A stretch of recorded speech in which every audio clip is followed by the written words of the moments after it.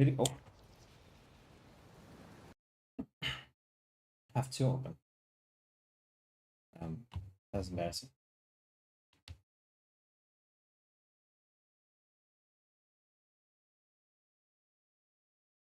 Get, get out of my way.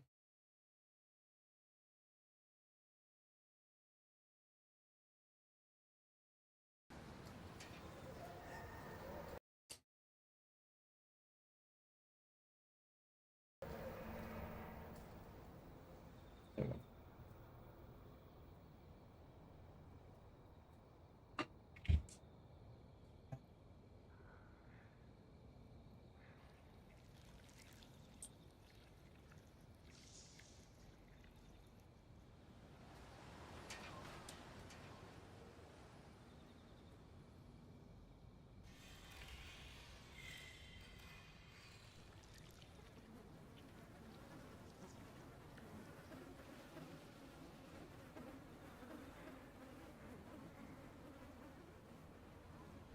Just have to make sure there is a live going on in the background. Because... What? Oh, it's just... I opened up the wrong one.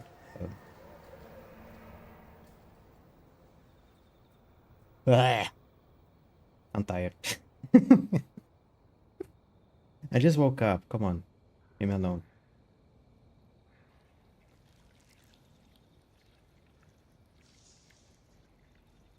You just flip this, put it to the side. Why is this one here? Go away.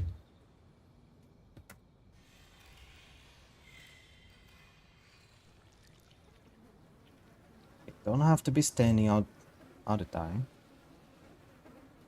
You just have to be in a visible viewpoint so I can know if the live goes down.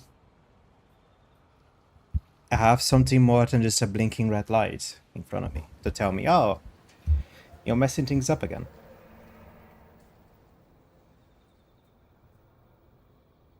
Where's my controller?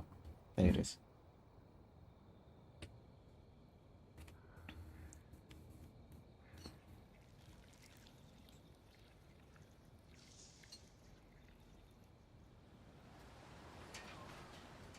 I never know if the volume is okay. The volume on this first screen is always so low. I shouldn't use this screen as a volume thing.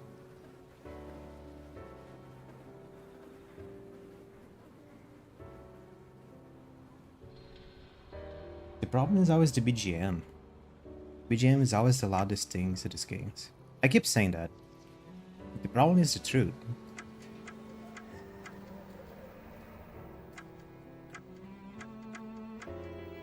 It is unfortunately the truth. Doesn't matter how much I lower the game, the BGM itself is gonna go like Wah!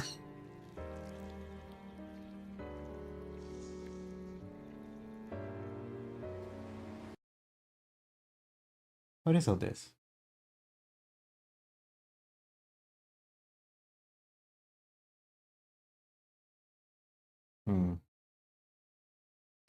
Still technically 2 minutes until we start the stream, but whatever.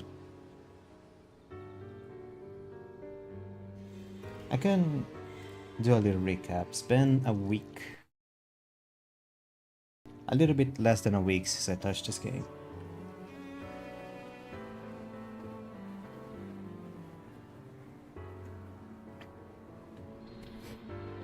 So today was the day I was supposed to be playing Dead by Daylight. Oh. There's frostbites all over this bottle, hold on.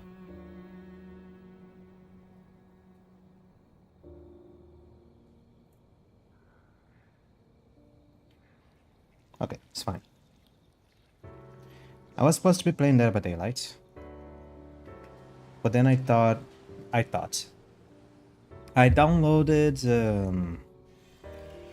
the VODs to start editing them and making them smaller into a video format, a bit more consistent.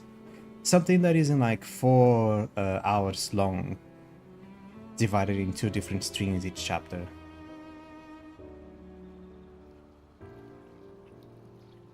and then a bunch of exploration that leads to absolutely nothing.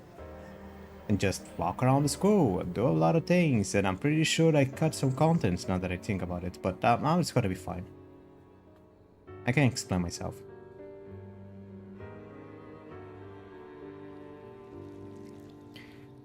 And I actually don't have a lot of footage if I were to start uploading this week. So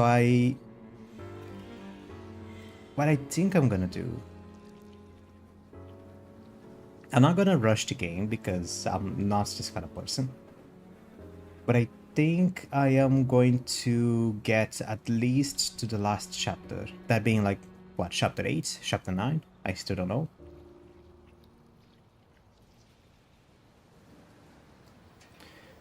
Yeah, get to what I think is the last chapter, and then I'll start uploading one by one. I still haven't started working on save 69 as well. No, I don't want to discard. What? Dang it. When you say wireless, I don't have a wireless. There we go. Okay. I don't want to discard. What are you saying?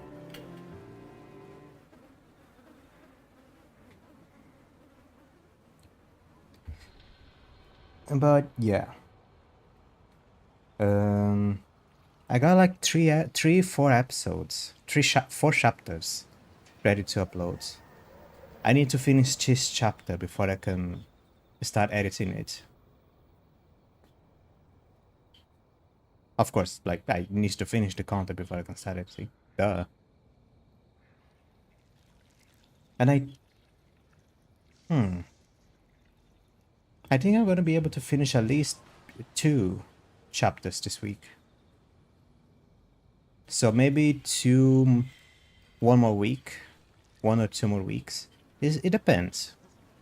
I'm planning to see if I can increase the streaming, the number of streams that I can do this week from 3 to 4.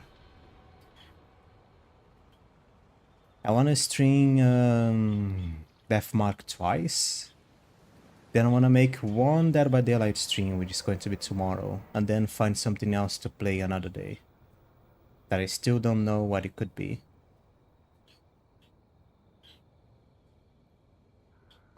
If I can't find anything, it's probably going to be more Dead by Daylight. Try playing it on the weekend. Also, there is, again, as always, there is a bird. Just this early morning, the birds like to chirp.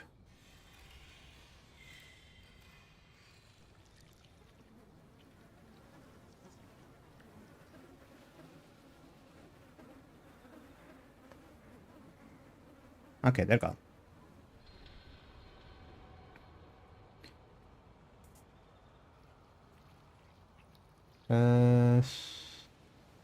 So what happened on the last chapter?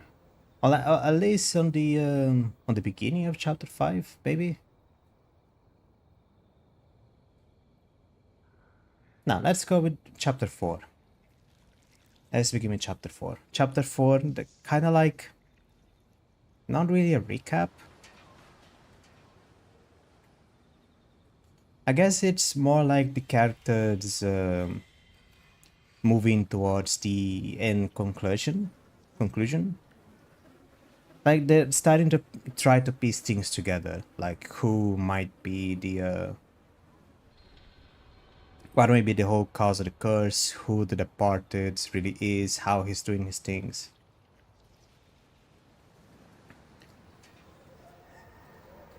And then chapter 5 is a new ghost, which is Kokuri Man. Old Man Kokuri, something like that. Which at first I thought, let me do a quick search here that I forgot. Kokuri. Oh, there's a guy on Naruto with this name.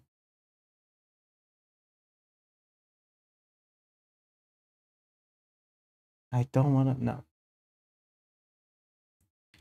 Kokuri Ghost. Kokuri Sun Ghost.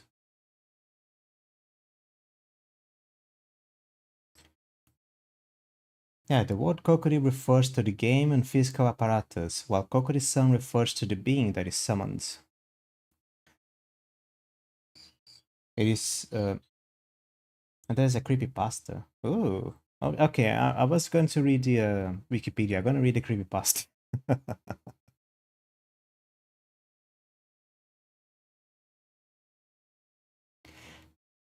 Kokori-san is Japan's answer to the Ouija boards, and it has been played in schoolrooms across the country for years. The game begins as a widespread in Japan that it sparkles several hysteria in the media, and many schools officially ban students from playing Kokori-san. Okay. It is. Oh, it is that thing. Ah, okay. It is the one thing. You have a piece of paper with a bunch of characters on it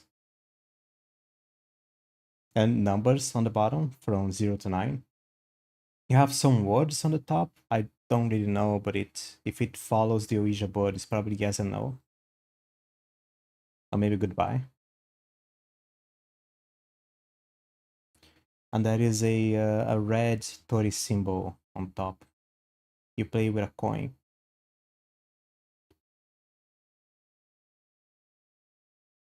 And there's a bunch of steps. Yeah, yes or no. Okay.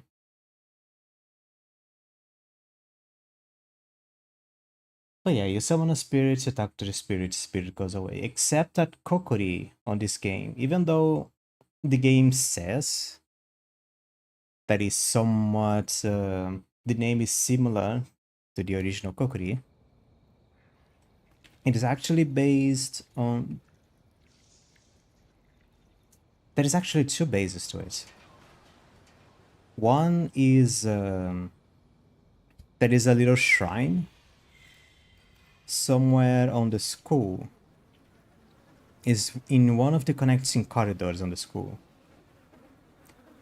That belongs to a spirit called Kokori. Old Man Kokori. And if you disrespect the shrine, your body is gonna turn into mushrooms and you're gonna die.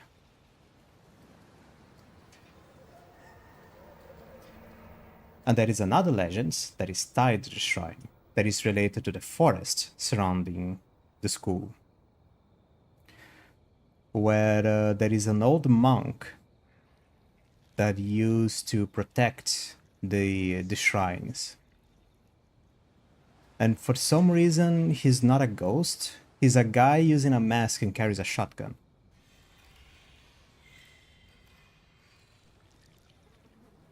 It doesn't make a lot of sense. I just know that the two legends are tied in.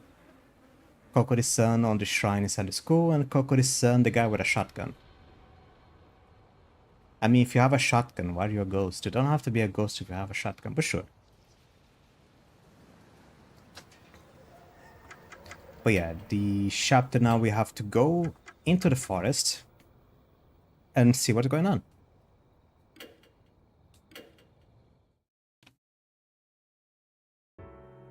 That is a pretty summarized resume of what is going on. I know. Oh, the game is mute for me. There we go.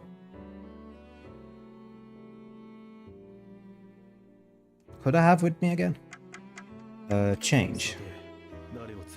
Ah, Madoka and my boyfriend. Okay. I'm going to the forest with who? Ah, let's go as it is. Yasuoka is here as well. There is... I can call later if I want. Call later. I pick up the phone and informally I punch in the mentioned number. I think that is what I was supposed to do. Nakamatsu here. It's me, Yashiki. I need you to look up a few things for me. Sure, alright. Then what you need me to find? I shared details of the incident to Eita. You just keep running into spirits one after another, huh? There is way too much evil stuff terrorizing that school, man. If I was enrolled there, I would have just taken off running and never looked back. So what do you want to ask? Yep. Chat. This for this afternoon, Yashiki. What are you talking about? Damn, we forgot already. You had me cheer Suzu up. Yeah, back at the hospital. I only did that because he encouraged me. Nah, you mean a lot to her, you know? She really believes in you. Everyone's really depending on you. I'm jealous. It's no big deal. Oh, come on, no need to be so humble, man. Makes me wonder if I'll be impressive as you when I reach your age.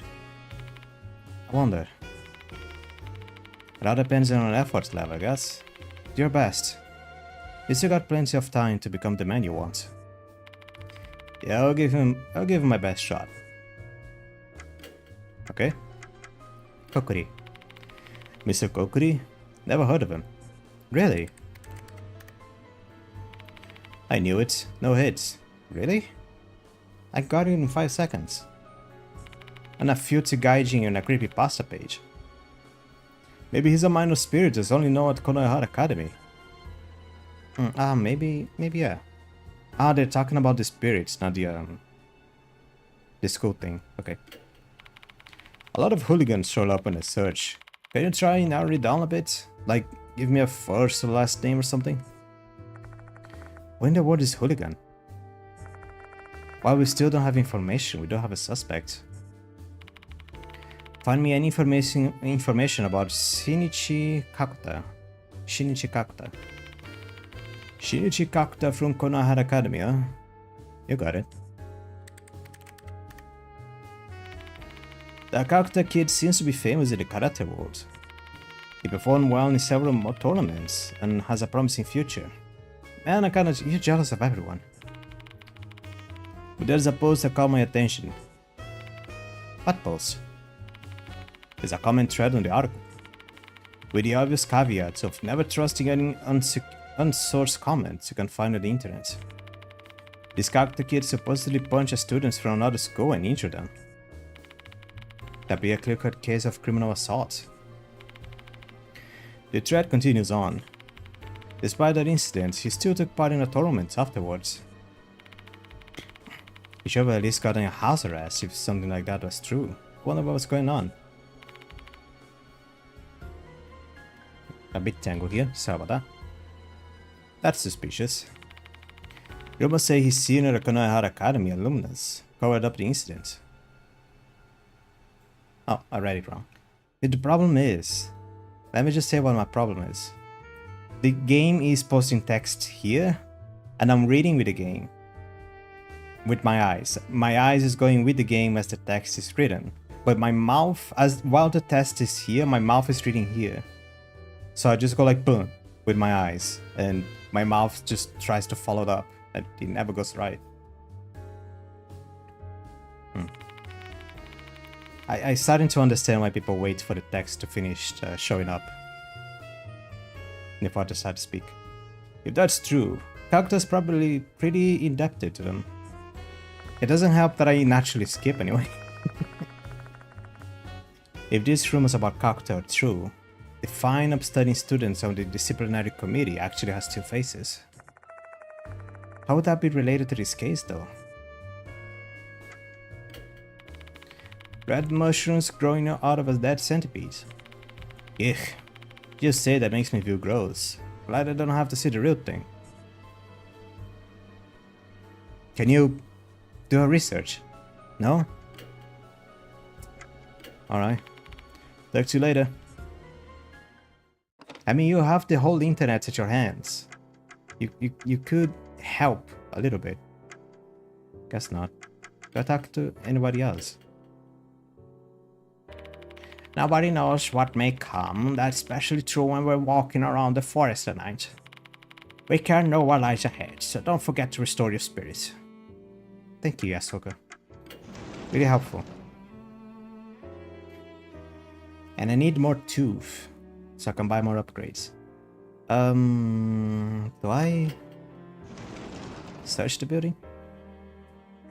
No one here. Back during my school days, I didn't really involve myself in student council, so I was busy with club activities. But in the science club. Hey now, don't judge a book by its cover. So what club are you in? Physics and chemistry club. That's not all that much difference from what I just said though, you know?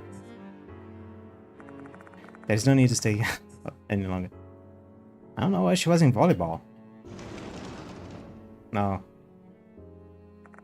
Never mind. I'm jealous you can go home early. I usually work until late at night. Sometimes I even stay overnight. Oh. Must be hard on you, Hiro. It really is. But no one in the company understands my pain. I'm really starting to hate it here. There. Sure. Okay. It's useful info. I'm gonna guess that there is nothing else here. Okay. Ha! What a nice library. You even have a large collection of books. If you're going to build a library, might as well do it right, I say. Guess I put a lot of importance on this, given their reputation. I say. Hope this incident won't damage the school's reputation. That's probably a long shot. I mean, if kids continue disappearing, quote-unquote disappearing, it's a miracle it isn't damaged as it is yet. I am going to walk there just in case I don't miss anything. I'm still looking for Tooth, but if I had to guess, they are probably going to be in the forest or in the science rooms.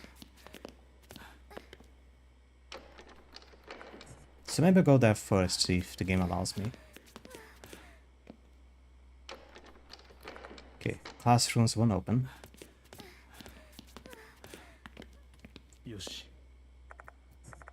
Same as always. This red thing looks like mold, huh? You think it's collected if I collect it and analyze it? Do you mind? Oh, do you mind? Go ahead. Ghost mode! Oh. Can I go up? Can I? Yashki? Yeah, Yashki. Okay. Music room? Nope. Won't open. Can I go to the old building? Oh.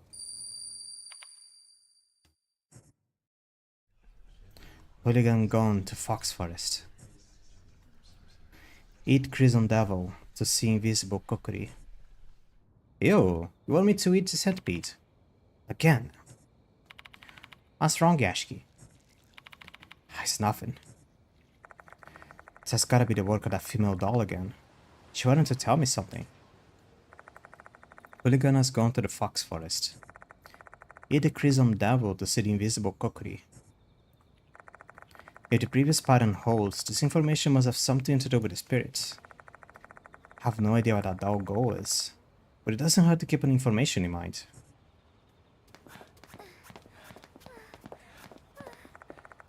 Oh, okay. Clock tower?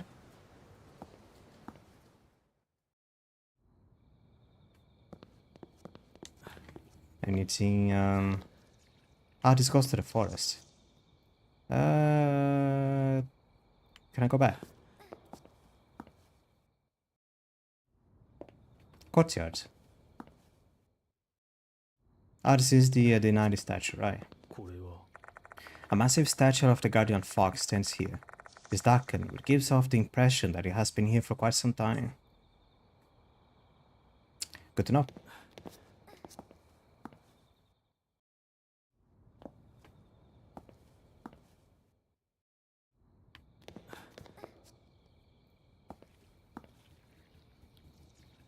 Oh god. I see the entrance to the clock tower. The door's locked tight. Looks like we're not getting in right now. It puts a smile on my face. I like it.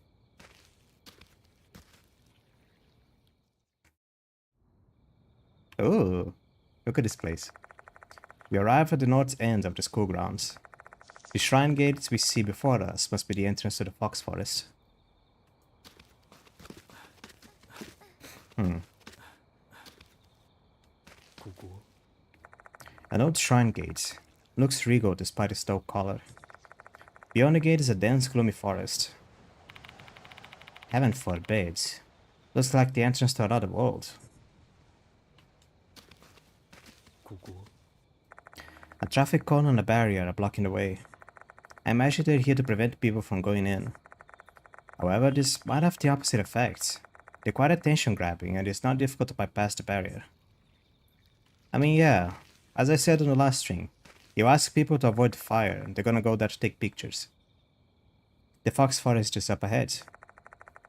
From the shrine gate, an overgrown path continues deeper into the forest. This should be the path Abe mentioned. The path that connects the Kokuri shrine, former location at the school, with the shrine in the forest. Mr. Kokuri uses this path to go back and forth between the two shrines. Pretty sure they wanted to close the road, but literally anyone can get through this. The path ahead is unknown territory. Stay sharp, hero. I know that. You don't have to tell me.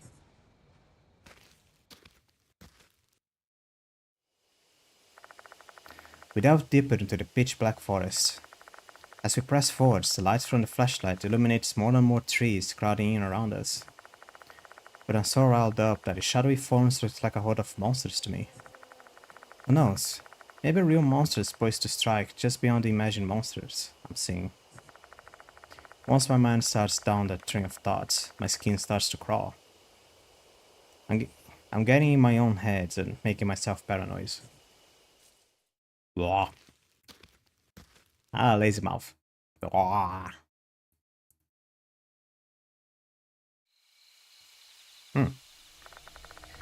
Before long, we arrive at the old path leading to the shrine. Although it's only a few minutes from the gates, I feel like we've entered another world. So this is the fox forest. I got a bad feeling about this place. Like, a really bad. Do you want me to get Mashta to take over? No, I can handle this. I have to do this to save Diamond. Even I did her best. Those two aren't here right now, but we all did this before. 4 months ago, a pure case alongside Hiro, I and Diamond. I guess she must recall that time. Wait for me, Diamond. Diamond? Diamond? What? Hiro keeps repeating Diamond's name over and over like it's a good luck chant. Guess that's a way of summoning up the courage to keep going, seeing she's not good with the paranormal. Are you sure you don't want Mashta? Okay, calm down now. Let's go, Yashiki. Oh, you're here.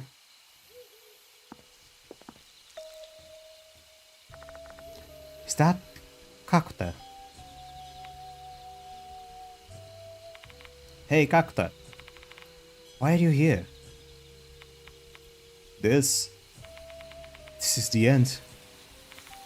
What end? I didn't do him a favor. I shouldn't have gotten involved.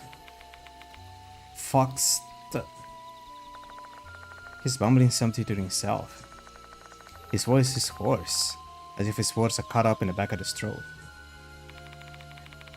What the hell happened, Kakuta? Mr. Yashiki,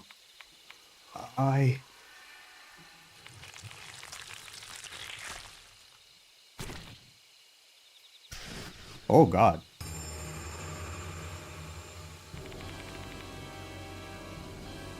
Okay. That just happened. His face bulges from within, red lines webbing across his skin as he's pulled apart. His expression contorts in agony as he screams. Mushrooms sprout from within his wounds, rooted somewhere inside his head. More and more mushrooms split his skin to pieces. What is happening to Kakuta's body? He's a mushroom. Oh, okay.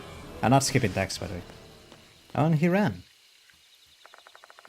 Clutching his face, Kakuta runs away while screaming. His figure disappears into the woods. Did you see that? Could that be Mr. Cocory's curse? I'm immediately reminded of the rumors of a delinquent boy whose ears turn into mushrooms. What's happening to Cacta is even more horrific than the rumors. But how? How could Cacta be cursed? I think we know the answer to that. He's cursed because he's a hooligan. What did he do? I don't know, he punched a kid in the face. And apparently he bribed a bunch of officials to continue doing his thing. He's worse than a hooligan, he's a criminal. Cactus seems to have an idea why he got cursed. If you do whatever he did, you'll be cursed too. Hey. You don't know what action provokes Mr. Cocory's ire, which means you need to be extremely careful in this forest.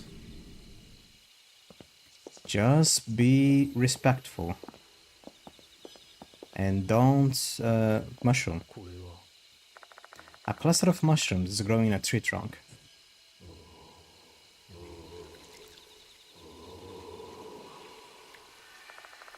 I hear something. It sounds like a human groaning. Is there something in the darkness? Yeah. I wave my flashlight towards the direction of the groan. The nearby trees are illuminated by the lights, but it's still too dark to see anything. I stare into the darkness, trying to get a better look.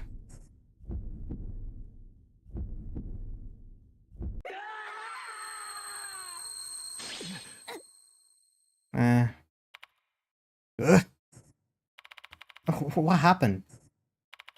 Those eyes are looking at us. Is this spirit phenomenon tied to Kokori? Or did other spirits in this forest do it? I don't really know. At that moment, I felt something strange at the bottom of my foot. I feel like I'm stepping on something small and hard. I raise my foot and pick up the item. It's a tooth. But after editing 3 chapters, I know that the tooth are actually not increasing in size. Oh, what happened? Okay, I'm fine. Game just froze for a split second. Again with that. Why is the game doing that? Go back. Is this something?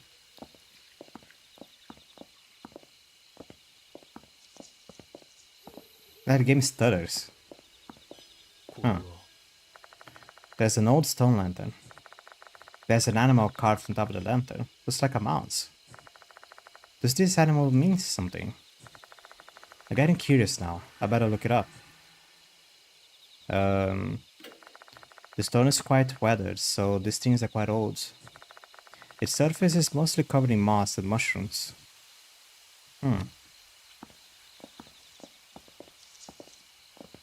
Another one. A cow.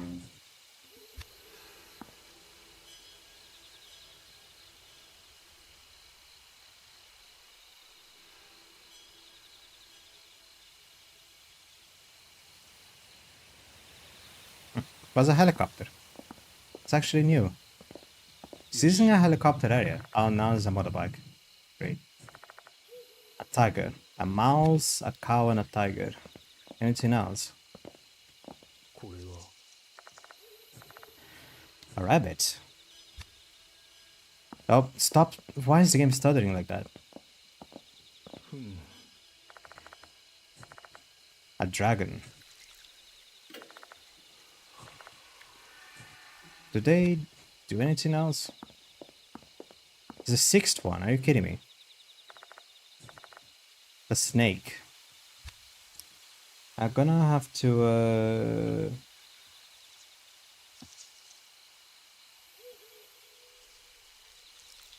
Where is my pencil?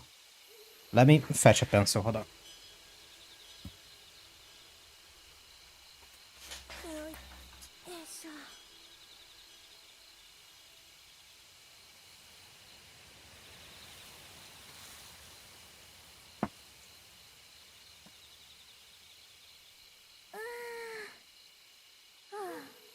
shut up, hero.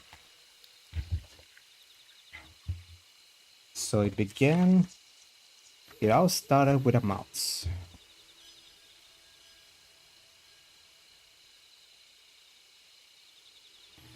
Then you had a cow. And then was a tiger. A tiger. Okay. Then we had a dragon. Was a dragon? Yes, snake. I forgot to put an N, so you just suck it. And then... No. The snake is here. Was the rabbit. It's not like I have an order. How to solve this. Okay. A mouse, a cow, a tiger, a dragon, a bottle of sake, and a rabbit. Not in that order. A horse. We have a horse. With an N. A horse. And then, oh my god, dude, come on. You have a sheep. Oh, is it the zodiac?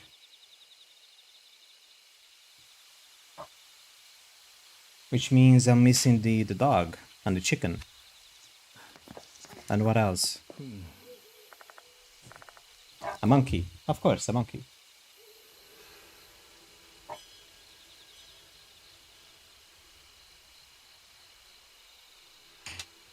Is that a dog barking? It is. Oh, there is an old man being annoying.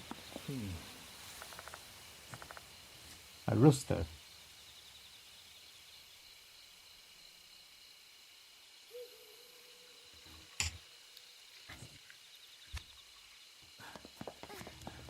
Oh my god, what is that?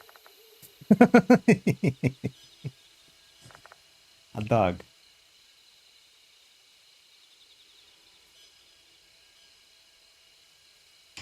Okay. And I'm finished. Oh, is it the cactus? Probably is. I don't notice that. A stooped figure is blocking the path. It's a man with mushrooms sprouting from his body. Or rather, it's more like a man who has become mushrooms.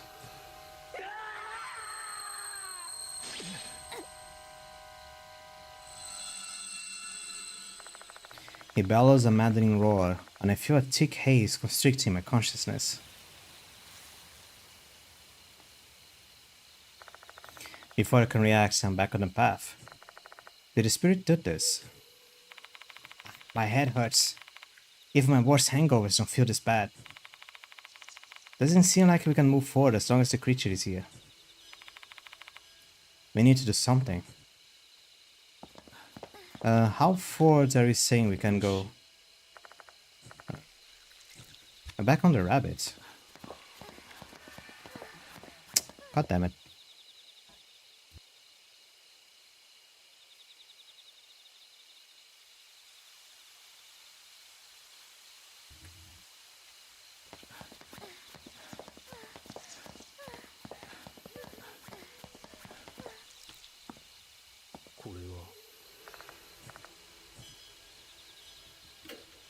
Do I have anything? I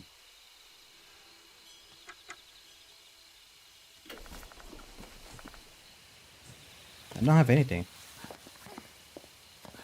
I need to take care of the spirit. Otherwise, it's gonna keep banishing me to the beginning of the path.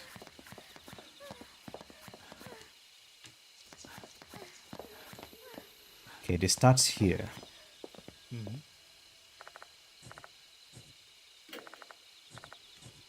Do I have to check all of them?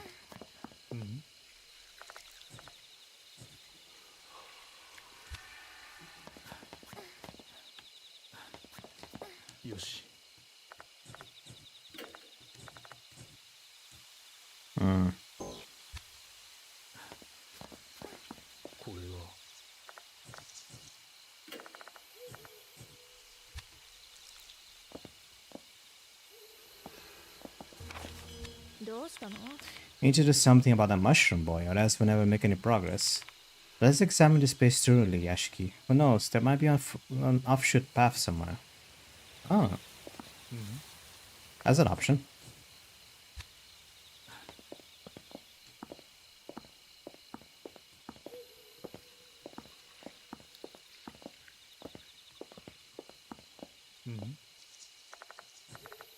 I was spamming.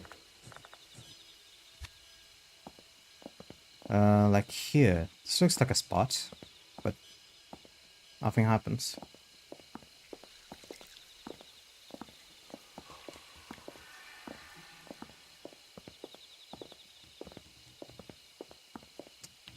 And then mushroom.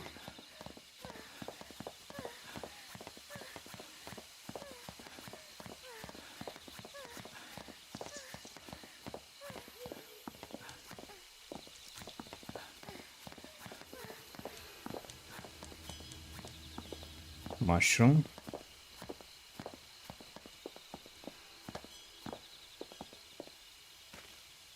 And gate. Go back. What?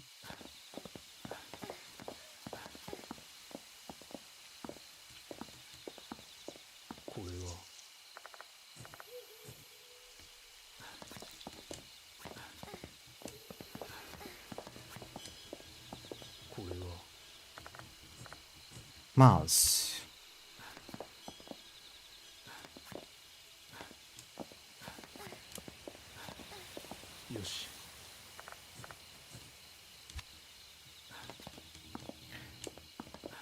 What if I talk to the mushroom again?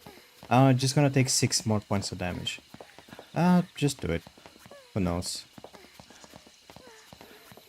Hi.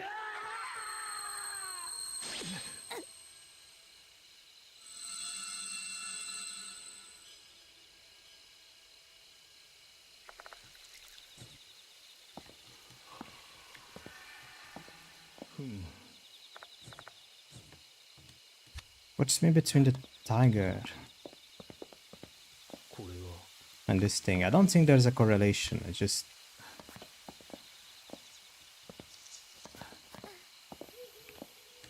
an offshoot path. Or maybe I just have the wrong person.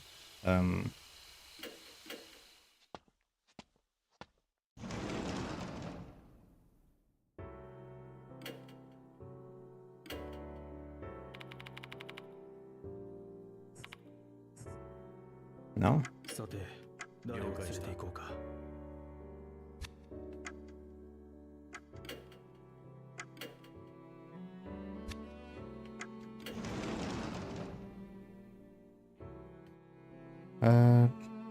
I can go straight to the fox forest.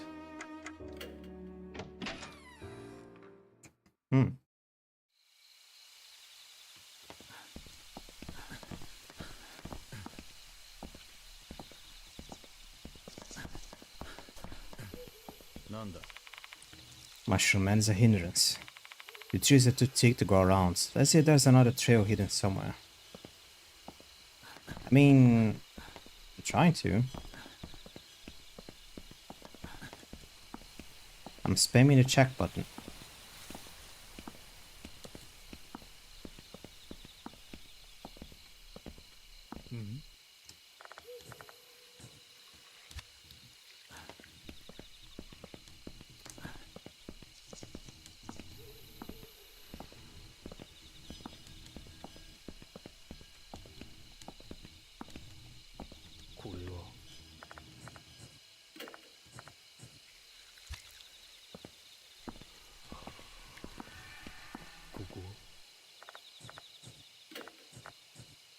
Oh.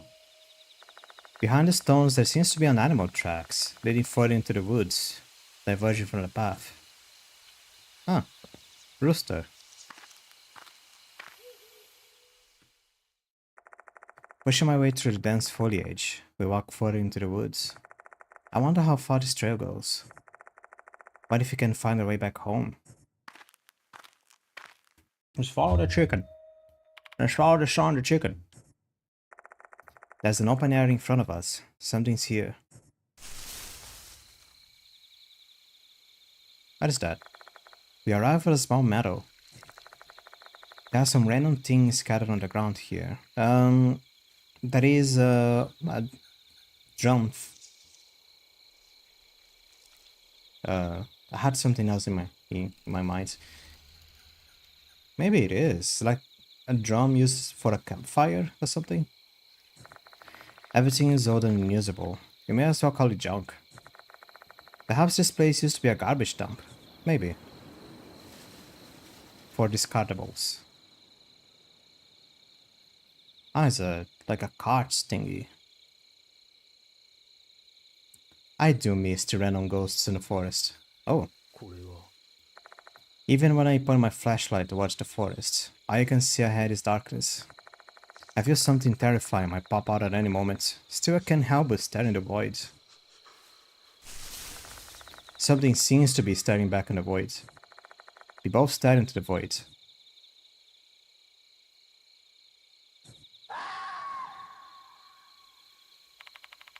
Was that an animal sound? Sounded human to me though. How's that voice? Maybe I don't want to stay here any longer.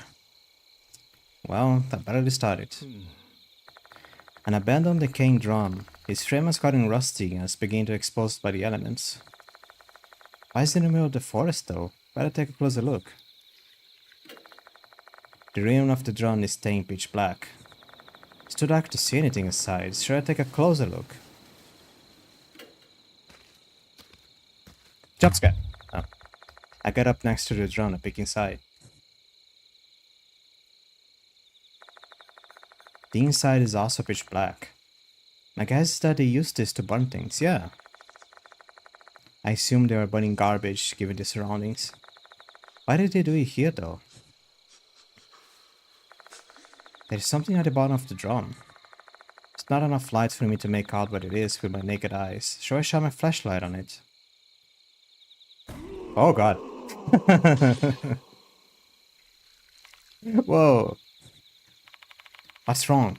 What is that screaming? Just start screaming out of the blue. In the drum, there's a hand with mushrooms. What'd you say? Mashed appears into the drum. Can't see shit. There's no light here. Okay. I turn my flashlight towards the inside of the drum while Mashta looks in. However, we only find a thick pile of dark grey ashes. There are several mushrooms as well, the same ones as on the nearby trees. Anyone can tell this drum hasn't been used in a long time. Something in the ashes. It's a goddamn tooth. Ah.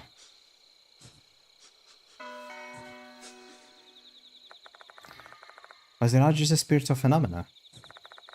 Whose hand was it then?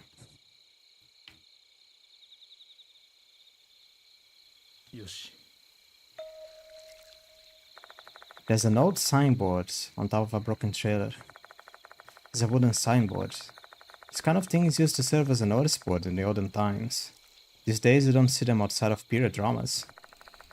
There's a brief sentence written in an old-fashioned script. To the shrine, 2 beads for the monkey, 3 beads for the tiger, 1 for the snake. 2 for the monkey, 3 for the tiger, 1 for the sake.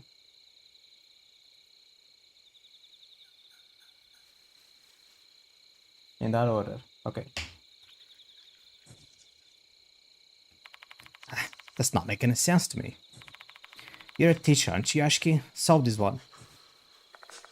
Mashita immediately gives up. Looks like I'm going to have to unravel this puzzle myself. Let's see. It starts out with 2 to the shrine. So maybe it's identical to a ritual one has to perform before visiting the shrine. Monkey, tiger, and snake are obviously referring to the Chinese zodiac signs.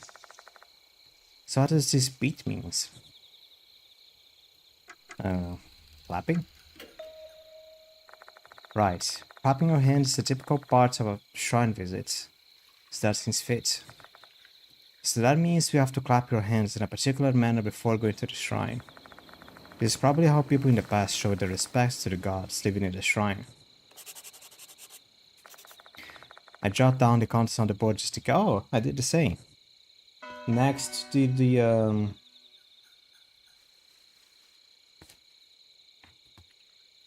what is that? Pazuzu?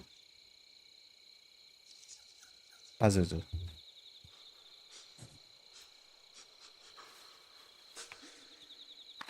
Just checking. Pazuzu is a funny name. Okay, mouse starts with the monkey. The snake and the dragon are replaced. No, the rabbits and the snake are replaced. Let me just make this note here. Okay. So 2 before the dog. Oh, that's the dog. Dog, rooster, monkey. Monkey.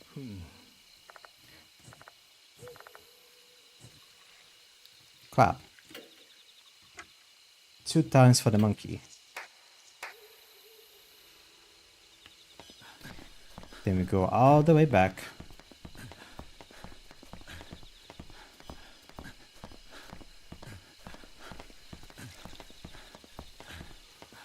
This is the mouse. This is the cow. This is the tiger.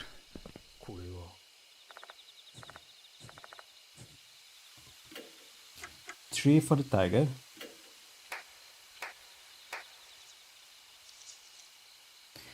Then we have the dragon. This is the rabbit or the snake? No, this is the dragon.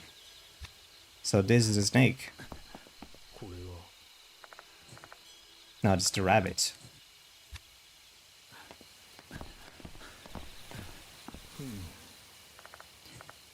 That's the snake. Okay, I've replaced the dragon and the rabbit. The snake and the rabbit. No, I did it right. Okay. And 1 for the snake. 2 claps for the monkey, 3 claps for the tiger, and 1 clap for the snake. Alright. I must have changed something. Let's see what it was.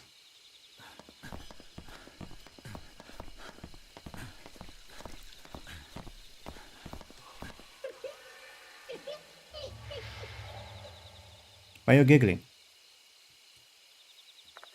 The mushroom man lets out a shout of joy before vanishing. 2 beats for... Okay. Maybe the board message helped us exercise the impurity, aka the spirit. Hey, you know, a monster was wearing a Konohara Academy uniform. I don't think it's Kakuta. Nope, had a blonde hair and wasn't as big as Kakuta. What the fuck was that bastard at? Let me think. Maruhashi mentioned some delinquents who disappeared into the forest. Maybe he's one of them. Kokori deep said a grudge is swirling all around this forest. One slip up and that figure might be the last thing we ever see.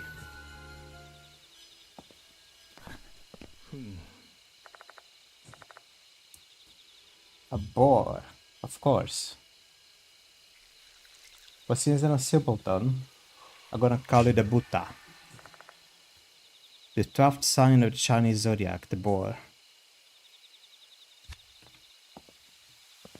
And he stuttered again. Stop doing that. Big shrooms. Stop. Why is he stuttering? Is the game doing that? Umbrella-shaped mushrooms are growing on the tree trunk. Seeing this many mushrooms would make anyone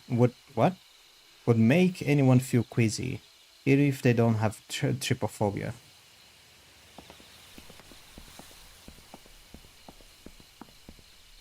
Okay. Oh, it's growing on the on the tori. We find ourselves in an open space after passing the gates. It should be the grounds of the shrine. However, there are no remains of any buildings to be seen. Are they completely decayed? Maybe. Oh, the shadows. Look. That's cool. Hello? An old stone lantern with mushrooms scattered here and there. At that moment, I spot something glinting on top of the lantern. I step closer and find a small object on it. Ah, good catch. You make a good detective, Yashki. Except it's a tooth. Is that another one? Nope. It's just lanterns on the path. Okay. Thick bushes and shrubs crowd this area. Hey, Ashki. You see that red thing beyond those bushes? Not really. I strain my eyes staring at the bushes, but it's too dark for me to see anything. You can't see it? You need new glasses. Come here.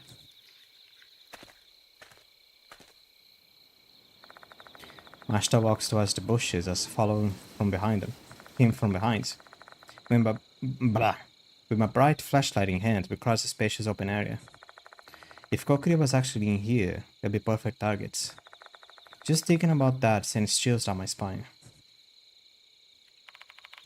Look, there it is. Oh. There is a red figure lying on the inner area. Oh. Shit. Hang on a second. Those are clumps of red plants that are in the shape of a human. Still, this doesn't explain anything about the shrine. We better take a closer look. I don't want to. The mushrooms growing here are thin red filaments. They look similar to the red mushrooms inside a petri dish. I don't get it. Why have they clustered in such a strange shape?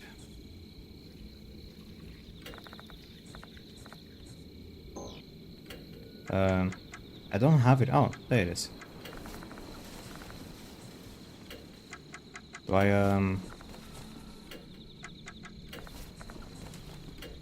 I care about it? No? Okay. Are you sure about that? Hold on.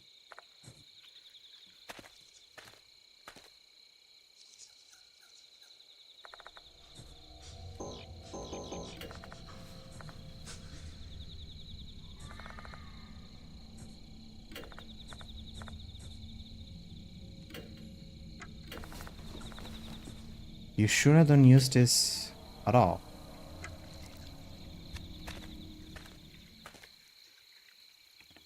Okay. That was something. Do I use the petri dish? No? Alright, that's fun. Was that it?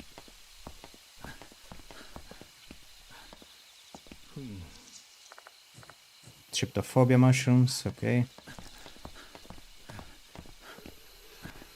It's a pig. Nah, that must be something. Come on. It says petri dish, but a petri dish... Shut up. Won't do anything. Lantern? Lantern. Mushrooms.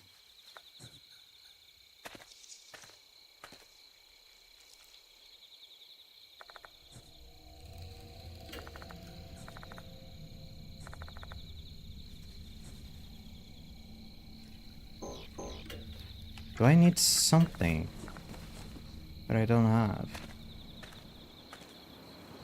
Anything else in here?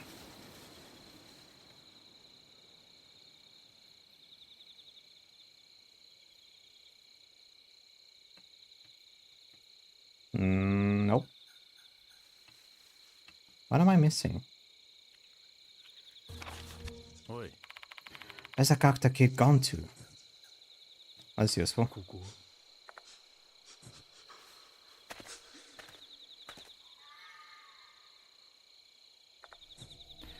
I can't move my mouse here.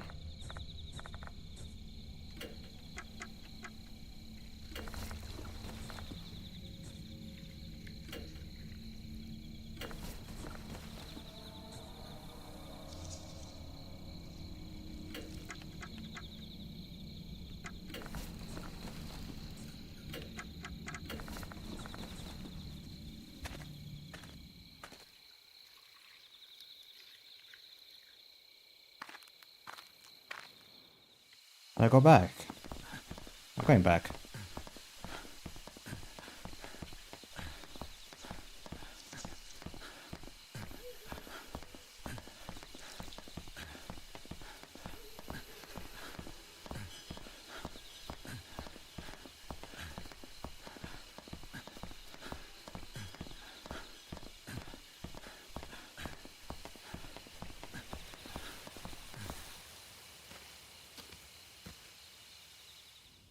Nope.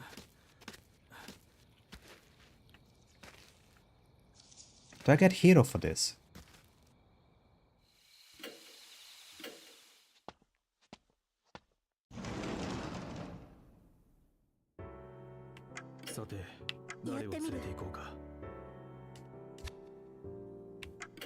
Oh, by the way, I know. 4 out of 4. 4 out of 4. 4 out of 8. Black Madonna. Emperor Blow. Ooh. But replace my Ganesha.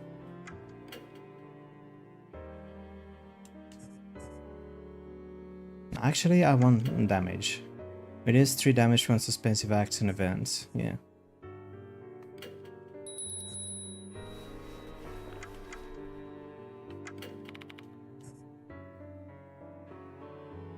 Okay.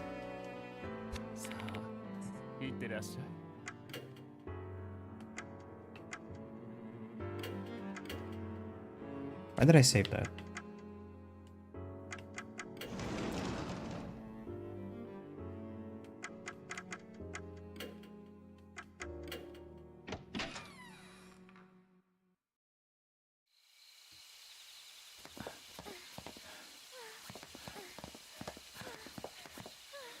The game starts in the forest. Why does it do that? Yeah, look.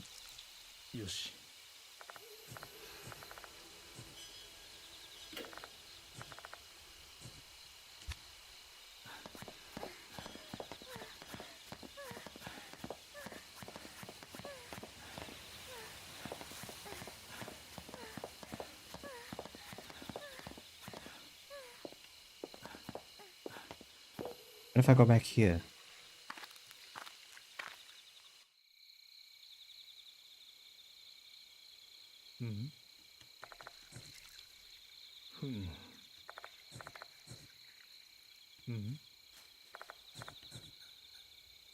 Okay.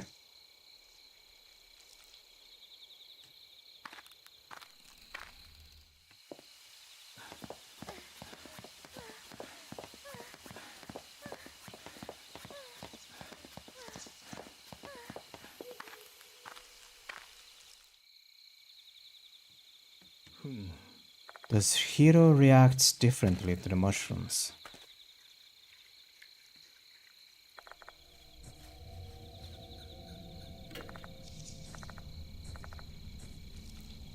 No. Petri dish with Hero on the mushrooms.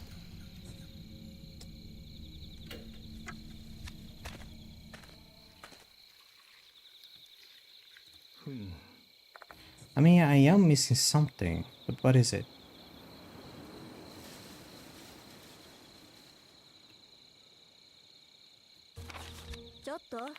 Can't find cacti anywhere. Don't tell me the Kokiri has.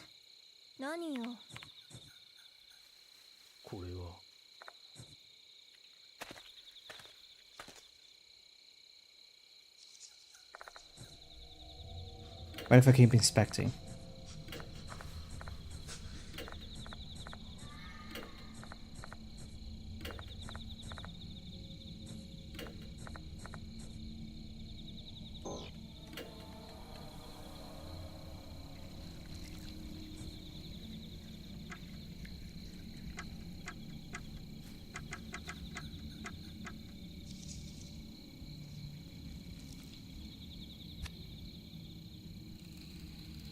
Can I wait?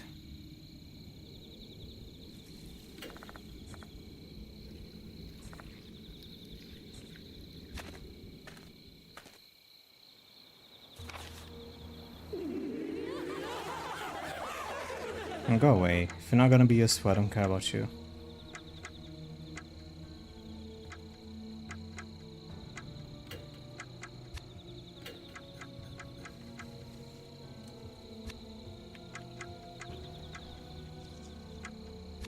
I don't know.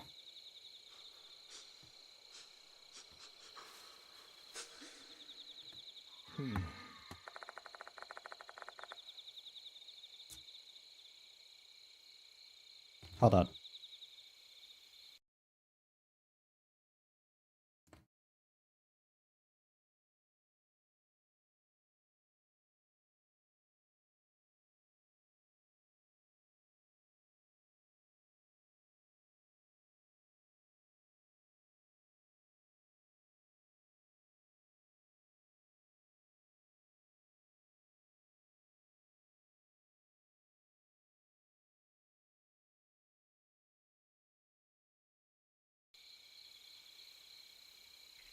Okay.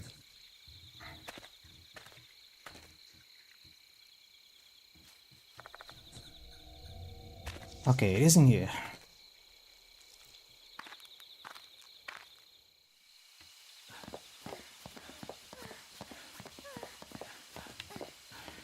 I'll check everything again. Umbrella-shaped mushrooms, trypophobia. It's an old stone, there's a boar. Craft sound is zodiac. Expect. The stone is quite wide, so the thing is quite old. The surface is mostly covered in moss and mushrooms.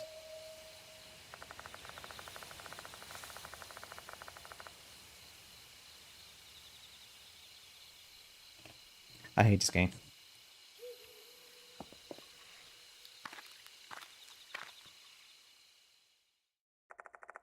We followed the animal tracks, surrounded by overgrown flora, once again.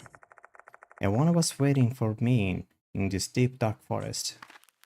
I mean, there are like 12 of these things, okay?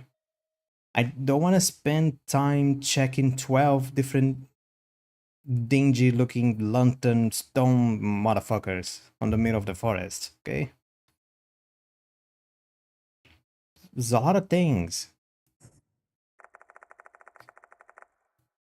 It's the same thing I keep saying, like, if it is important, why hide it? There's an open air in front of us, something's there. Is it a mushroom farm? Several logs have been arranged in this meadow. They kind of resemble a fence. An inordinate number of mushrooms are growing around the logs. Maybe someone used these logs to cultivate mushrooms. Yeah, it's a mushroom farm. Be careful, Yashiki. These mushrooms might have something to do with Kokiri. Now be careful. Oh. There is some mushroom-shaped things on the floor. A stump with mushrooms growing on it. What's that? Oh, hold on. Something stuck on the other side of the stump. Take a few steps closer and find a metal grip protruding from the ground. A metal grip? To try to pull it out. It was actually a shovel. Oh. What's it doing here?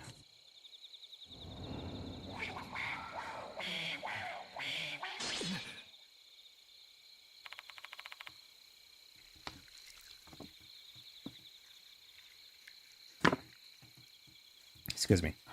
That voice just now. Sound like a male's voice.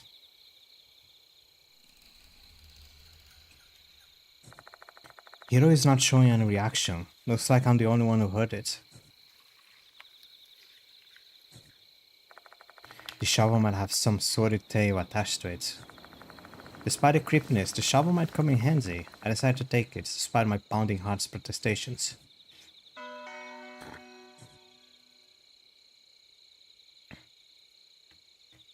Lost souls held. Huh. It's the first time seeing that.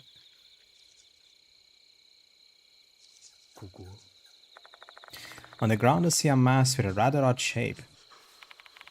What is that? Better examine it. An ominous mask surrounded by moss. It doesn't resemble a human. Are you sure? I should dig it to find out what it is. Well, never know unless we check. Reach out for the mask poking on it. It's harder than I thought. There's no doing it with my bare hands. I need something with sharp edge. Take out the shovel and stick it into the mask. A part of the mask crumbles away. I carefully pick it up and look it over. With the shovel, please. I believe it is a kind of mushroom. Its surface is hard as a tree bark. So this mask is a giant mushroom with moss growing on the surface. Something buried in the place I dug out. It's a duke. It's a tooth.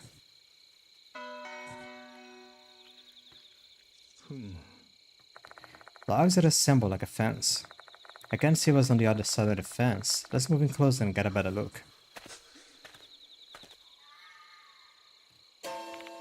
Oh no.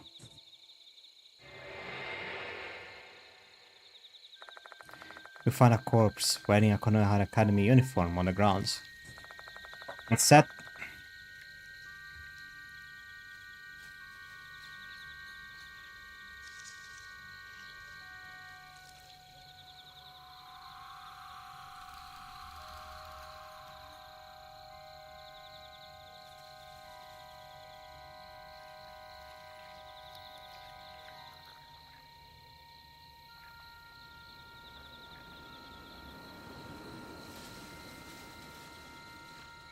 Unsettling, whitish mushrooms are growing from the body.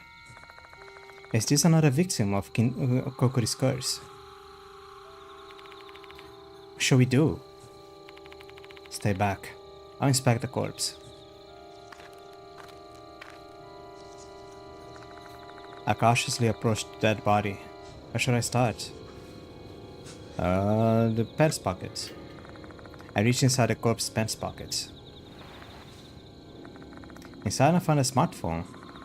It's pretty much stock and has no distinctive information, making it hard for us to guess who owned it. Maybe I can learn something from the phone itself. I press the buttons to no avail. Guess it's been broken. I reach inside the corpse's blaze pockets. Find a piece of paper inside the pocket. Seems to have been torn from something. The thing should have been on my flashlight so I can examine the paper's contents. Fox laccata, a type of fungus that only lives in fox forest. Its soporocarp doesn't have a kappa or stalk, takes the shape of a reed. A poisonous mushroom. It contains 10 times the amount of psilocybin, hallucinogenic, as the infamous dat. As of its writing, there are currently no laws regulating possession or cultivation of this fungus.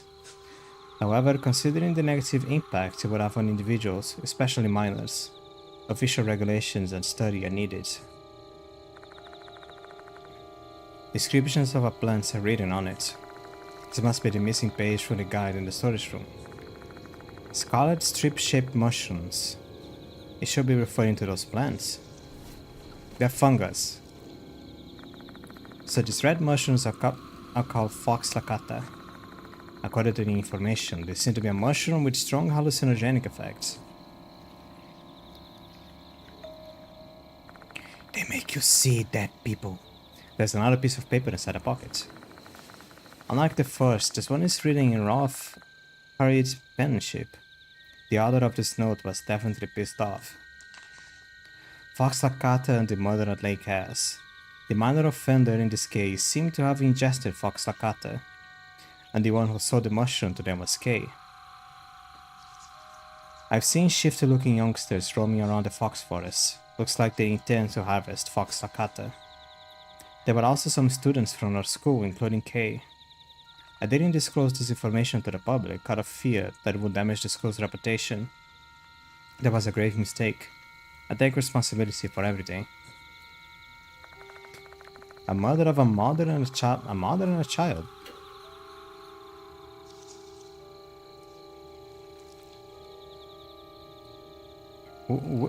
Who's mother?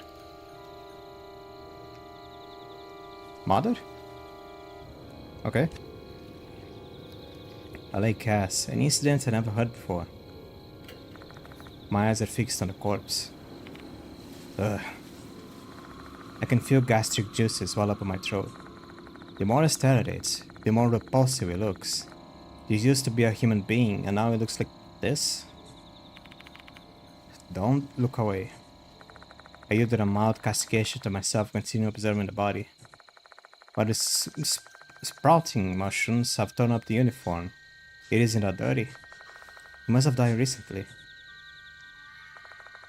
A green tie. That indicates he's the second year. Mushrooms are growing all over his large body. That's all there is to inspect. Did you discover anything, Ashki? Yeah, quite a bit. Describe the corpse's features and show Hiro the items I found. I'm afraid the corpse is him.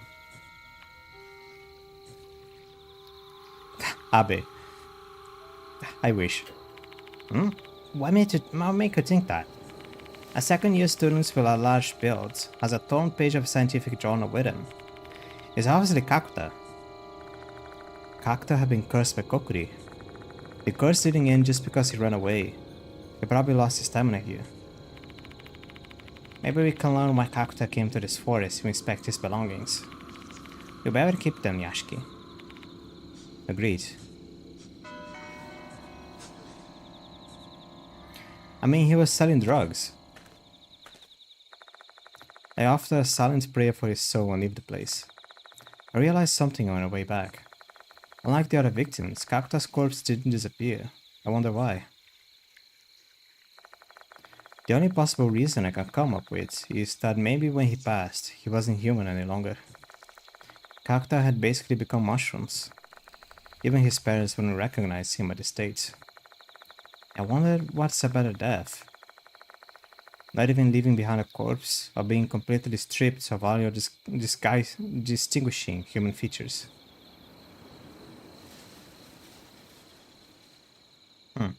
Still here.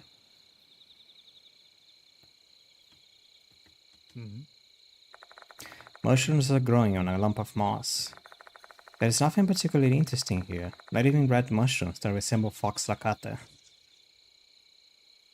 Oh, now I have to find... Oh, god dang it. Fine.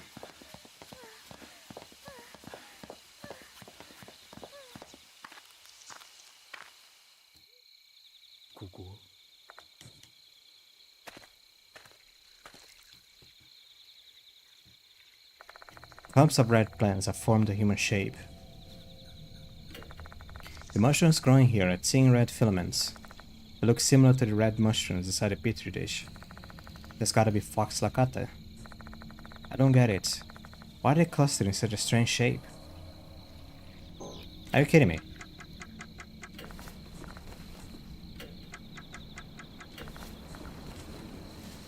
The shovel. I take the small shovel from my bag. My gut's telling me something's buried here.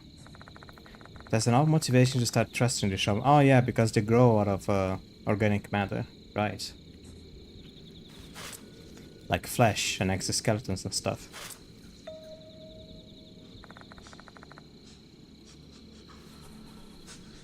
My shovel hit something hard. Being careful not to break whatever it is, I try to excavate the dirt around it.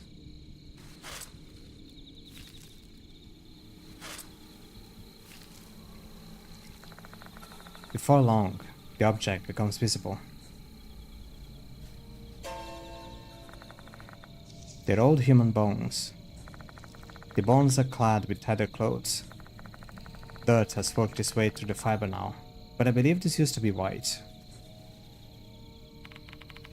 Whose bones are these? I don't know, but the white clothes makes me think that it could be Mr. Kokuri from the rumors. Abe said Kokori is a spirit that was formerly a priest. Do you think this corpse was a priest? We may find out once we get a better look at the skeleton. I crouched next to the corpse and inspected it. From the bone structure, it appears those bones belong to a man. However, they don't really have any special identifying features that would help us, like a missing finger or something. You just dug out his head. At this time of night, we'd hard pressed to cross-check his teeth against dental records too. Making a matters worse, other than the shreds of the formerly white clothing, there are no belongings to be found. The fact that his body is buried here might indicate that he was murdered. If so, then his belongings might have been stolen at the time. Who are you? Words full of anxiety and confusion stumble out of my mouth. Ugh. Deep inside the old school, the dead fox god that looks alive, inside the stomach. What? What was that?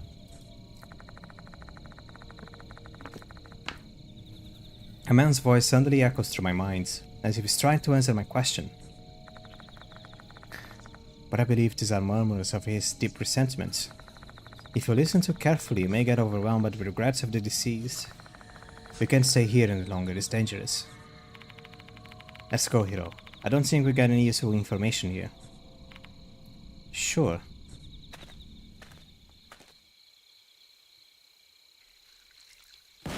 Oh god. There's a gun. Suddenly the sounds of a gunshot rings out and reverberates through the shrine grounds. Hi. That's a ghost with a gun. That's literally a ghost with a gun. Ooh, you're a ghost, why do you have a gun?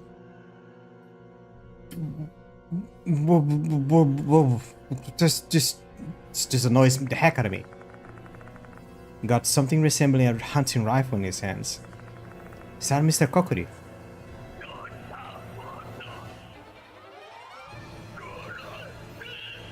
It is.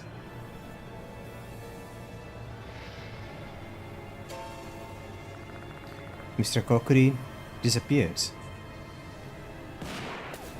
God damn it, why does he have a gun? Another gunshot rings out and the bullet hits the ground near our feet, spraying us with dirt.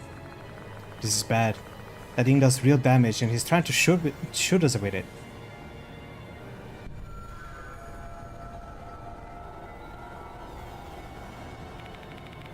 This is dangerous, Yashiki. We need to take cover somewhere. After saying that, Hiro hides behind a nearby tree. I do the same and hunker down behind a different tree. The bullets hit somewhere completely off target. The bullets hit a spot near the lantern. How do I say this? It's surprisingly bad. I can't say for certain because it's dark and it's far away, but isn't he using a hunting rifle? Guess his gun belt so poorly maintained that it can't hit anything from a distance. True, but we shouldn't be careless. He only needs one lucky shot to kill us. What should we do? Kokori is nowhere to be found. Well, we can't stay here. We won't keep missing forever. Everything is certainly trending very badly for us. Even if we try to make a mad dash for it, the road ahead is straight and narrow. Even a bad shooter with a bad gun is going to be able to hit their target eventually in this kind of situation. What should we do then? I don't know. We really can't make a move as long as we don't know where Kokori is. Oh. Hold on. We can't see him right now. I feel like I remember something, but I'm not sure. Keep calm and think. There must be clues somewhere. I'm gonna have to trip on shrooms. Hell yeah. Run along the path and escape now. Eat some of the centipedes, eat some of the mushrooms, inspect the body.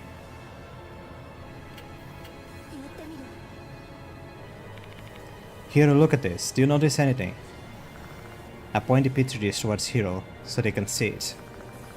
Hiro starts squinting to see what I'm pointing at. Now that I think about it, it's pretty far away in this dark house. Well, 99%, come on.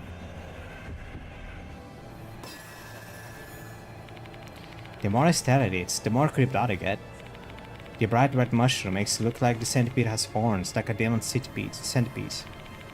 A demon, huh? It's like I've heard that somewhere recently.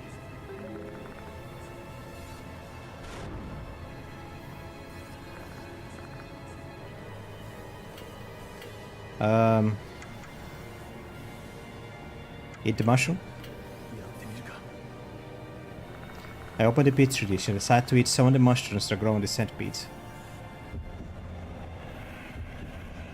I'm gonna trip balls, man. I bite one of the mushrooms, sticking out of the insect's body and tear it off with force. Then with steady determination I swallow it down.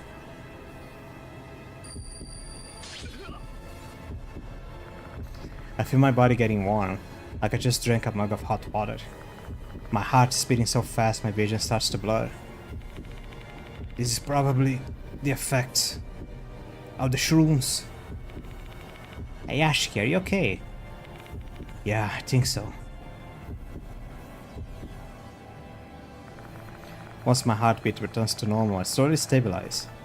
My vision stops going blurry, and I'm no longer in a daze.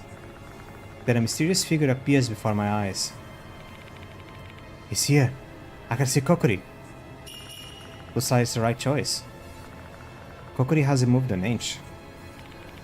Rest assured, he hasn't come any closer. Yashiki? Can you see Kokori? Yeah, thanks to the red demon. It Crimson Devil to see the invisible Kokori. Female doll mentioned it before.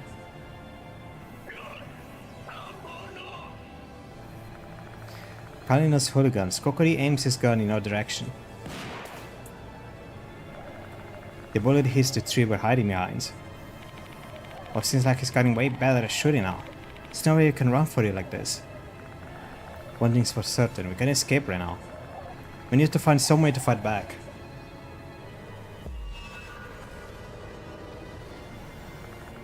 Since Hiro can see Kokori, the only one who can fight him is me. There's not much I can do to fight back, but I gotta give him my all. Yashiki? Really?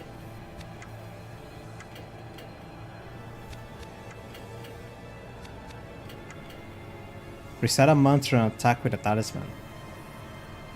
83%. What the hell? I doubt it will work, but I'll give it a shot. I came out of hiding, hold up his talisman out towards Kokori. I need to reset a chat next.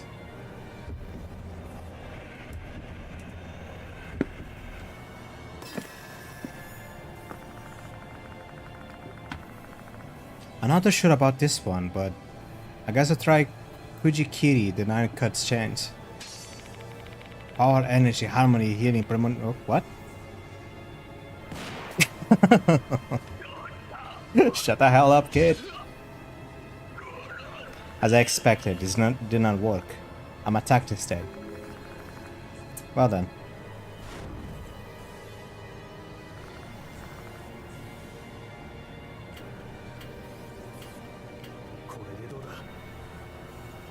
I open the suspicious paper bag and take out the gun inside. Where'd you get that, Yashiki? Well, not gonna complain since we're in danger and he's shooting at us right now. Kill him! Give it a try. Got no idea if this is even gonna work against Kokori. Honestly, I'm just hoping my attack will surprise him enough that he flees. Not expecting much, I poke my head out of cover and ready the gun.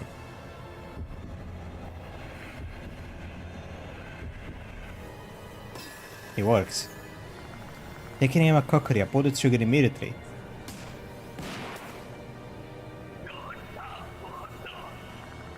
Kokori also shoots his gun at the same time, and his shots graze my legs. This is awful. My bullets don't hit Kokori. I want to take my time and aim before firing my shot. But that only leaves me defenseless for a long time. Is there a better way to do this? But it just said that Hiro can't do anything, so that's why I didn't ask for help. Oh, 82.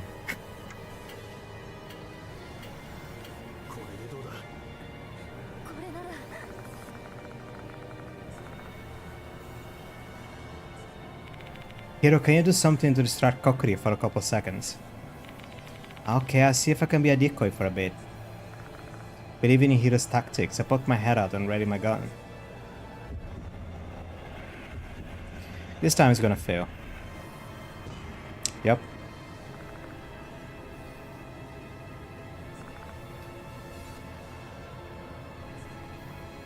She got shot? Nah, nothing happens.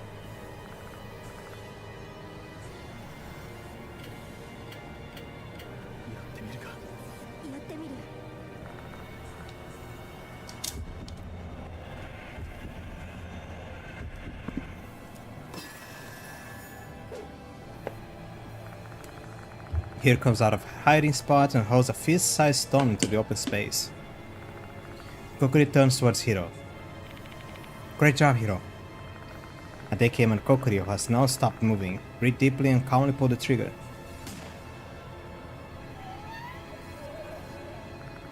Kokiri lets out an eerie howl. Did you hear him, Ashiki? I think I hit him.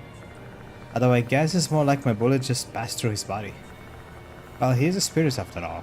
If you could defeat him with a gun, no one would have come to investigate and you just get the military. Oh. Wild man shooting. Kokiri screams in anger and fires his gun. He then begins to approach her slowly.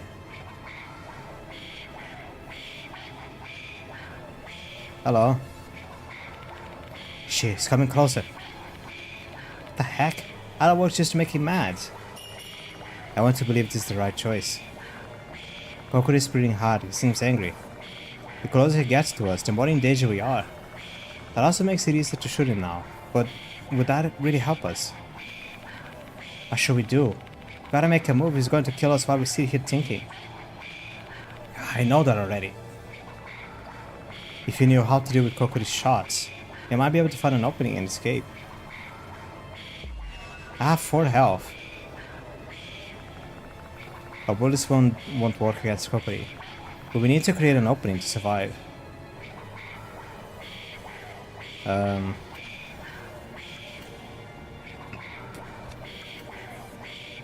Shoot at the mask, shoot at the heart, shoot at the rifle. I think the mask? I have 1 chance of doing this. I mean, unless I fail. So, but can it be a decoy and 1 more hero? Alright, I'll try. Trusting in Hiro, I pick my head out of cover and ready my gun.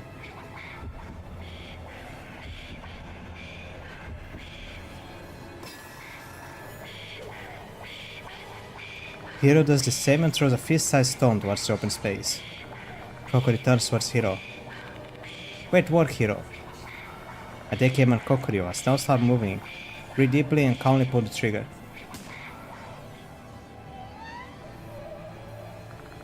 Kokiri lets out an eerie howl.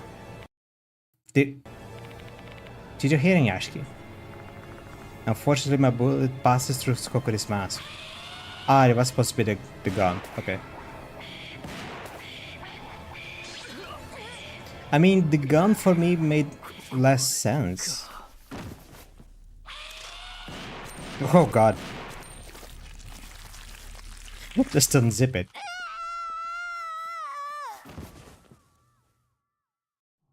Goes crazy with them choppers.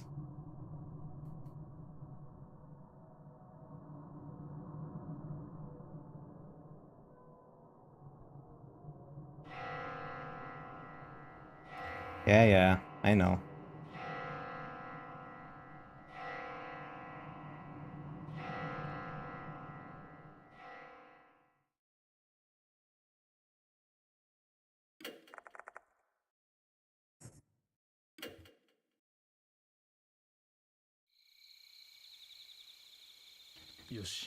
Okay.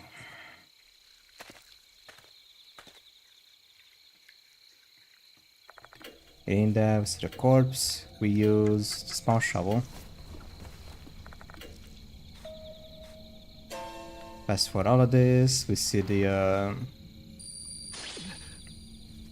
dudes. And Kokiri starts shooting at us. Goes crazy with the choppers.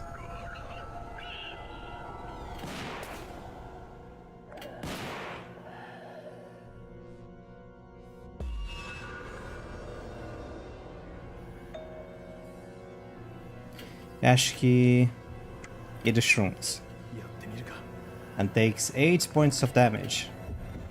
Or 7. Unless I fail. Okay.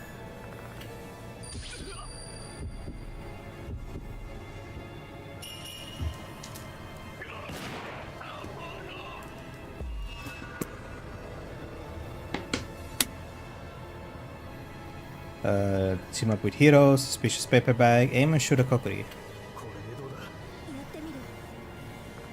Open the suspicious paper bag, take out a gun.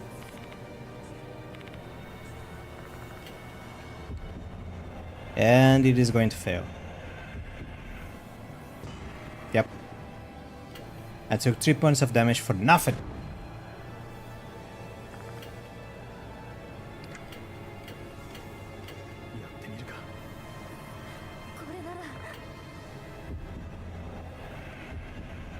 And it's gonna fail again. No, okay.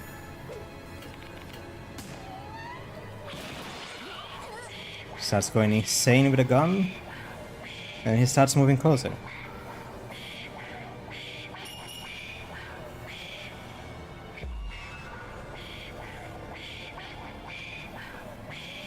Team up with heroes, suspicious paper bag, other rifle.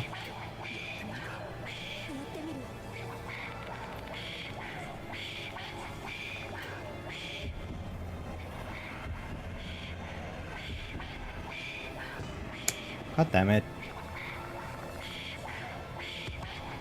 Can you stop pooping everywhere? I just noticed like I know it's mushrooms, probably dirt. But he's literally coming out of his butt. But it just looks like he's pooping everywhere.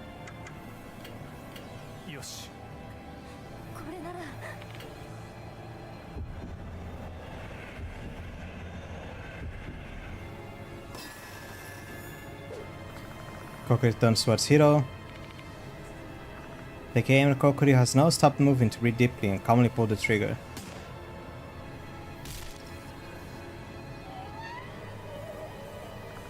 Kokiri lets out an eerie howl. Nice to definitely hit him. I saw it too. You hit his running hunting rifle. Kokiri sounds frustrated and angry. Something might have happened to this rifle. Did your attack jam the rifle? It's now or never. Kokiri can shoot us. Let's go, Hiro. Alright, escape means we won, right? Maybe. Once we reach the path, we beat our feet and don't slow down. It's the right choice. Yay.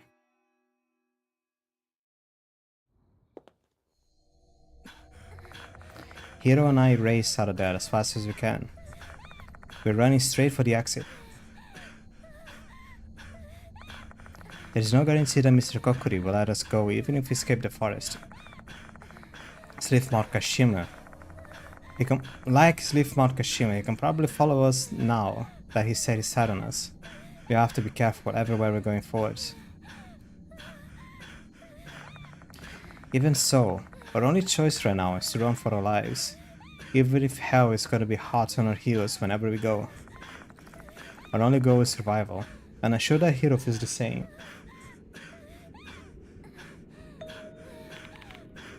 The exit! I can see the exit!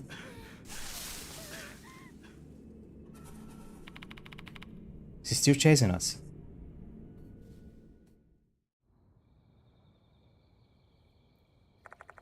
He's not. Looks like we survived the hunts for now. I thought I was dead. We better steer clear of the forest in the meantime. There's unfamiliar ground to us, and he could attack from anywhere. He looks exhausted. And I'm sure I do as well. Let's take this opportunity to head to the infirmary and sort out everything we just learned. Okay. And I'm gonna walk there.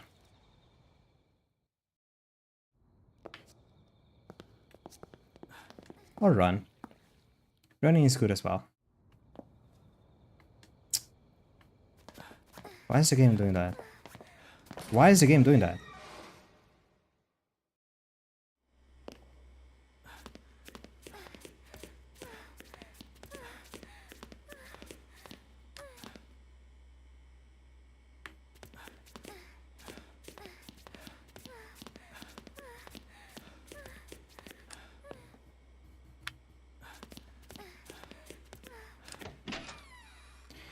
I don't know. Nothing happened. I'm gonna just walk there.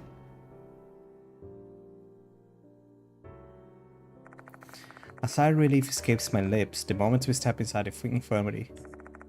I'm lucky that I'm seeing these walls again, and that's not an exaggeration in the slightest. Time to tell Yasuoka and the others what happened in the forest. Okay, save the game. Let me use this opportunity to stretch myself a little bit. I didn't do it last stream, and I regretted it. Just some stretchings. Sure, whatever. I'll be right back.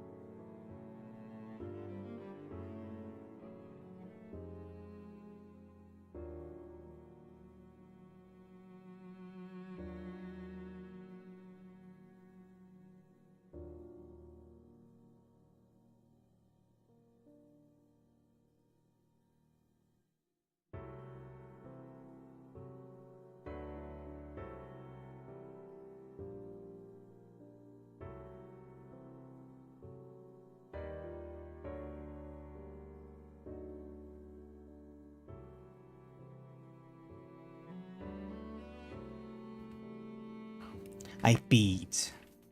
Where's my controller? Okay. I peed. I took something for small signs of a migraine that was showing up. I want to finish this. I'm probably gonna take a nap later to rest my eyes. There is 3 left. Feels like I missed some from the last chapter. I didn't check how many there was on chapter 4. I just saved. Welcome back. Took you a while. Yasuoka and Mashita are the only people inside the infirmary. Where is Maruhashi? Oh, she went to the restroom. Alone? She's aware of the dangers the shrine possesses now, and she's not headed to the forest. She should be fine. Koku is not the only threat here, though. The Departed is roaming around the school as well. Although the Departed only kills the targets after issuing a notice, so Maruhashi should be fine. Good thing she's not here then. I'll give you a quick summary of what happened before she returns. There are things that I want to hear. I don't want her to hear. I'm still peeing. What is it? There we go. I'm not peeing anymore. I see. Shokakta is... It's painful to know that a young life has been lost like that. Does that mean Kakuta was a hooligan? More or less. Kakuta stole a document about Fox Lakata, so he must know something about it, though I find it hard to imagine that he was acting on his own. Fox Lakata is a strong hallucinogen, so it wouldn't surprise me if other people were doing something with it. A strong hallucinogen, huh? I like to study it at the institute. I may be a new kind of alkaloid, very intriguing. Can you give me some of those Fox Lakata to research once you wrap up this investigation? No. Other crap, yo. This thing needs to be in the hands of the government. I'm gonna submit this shit for my friend at the DEA, and I'm not having it any other way, got it? Wow, responsibility. From Ashton. Geez, you're not fun. Oh, she's back. I'm back. Ah, you're here already. Hey, you better fill me in too. Don't leave me out of everything. Fine. Cactus dead, we got shot. People are becoming mushrooms. Yeah. Even out the bits about Cactus' death, I tell her what happened in the forest. I concoct a story and say that I found the paper on the phone lying on the ground. So Cactus was in the forest. How is he dead though? I don't know. I think he got a call. Maybe his phone can tell us something. Unfortunately, it's broken. I tried pressing the button, but... Let me take a look. Maruhashi starts touching the phone screen with her own phone. It's not broken, the battery is just dead. Anyone with a phone should be able to realize this. Jeez, how about his tech stuff? Are you, Grandpa? Sorry, you got me there. How charger that will work with his phone at home? Maybe we should try and charge it, and then see if you can get something out of it. Our home's not far from here. Phone's going to be pretty useless to us with a dead battery. Let's take her up on her offer. Alright, I'll be back. She's cool, I like her. Maruhashi's quickly exits the infirmary. Also, she's Maruhashi's cousin. From the second game. And anyone who's a family member of a cool person like Maruhashi gotta be cool as well, more or less. There's not a rule, but... I don't know, I trust her. What should we do now? Should we wait until the kid calls us? I object to that course of action. We should resume the investigation. It's for your sake as well, Yashiki. What do you mean by that, Yasuoka? I can tell. You're being targeted by a spirit. Excuse me? Sooner or later, that spirit will find its way to you. If that happens while you're unprepared, you'll meet the same fate as Kakuta. for fuck's sake, why is everything so... As a renowned fortune teller and spiritualist, Yasuoka's words carry a lot of weight. I thought maybe the clock had stopped with Cactus' death, and we have a little more time before there was another target. But it turns out the clock is still ticking, and he's counting down for me. I mean, he's looking for a hooligan, and you kinda just desecrated a grave. It was an abandoned, unmarked grave, possible with someone who got murdered. But I don't think anyone would like that. What should we do now? We still don't know who exactly Kokori is, right? That's something we can research. I have an idea. Remember the case from Cactus documents? Let's look into that murder of a mother and a child at Lake S. Whose mother? There is no mother. That was just... okay. I don't remember seeing a mother on the documents. Has been stuck in my head.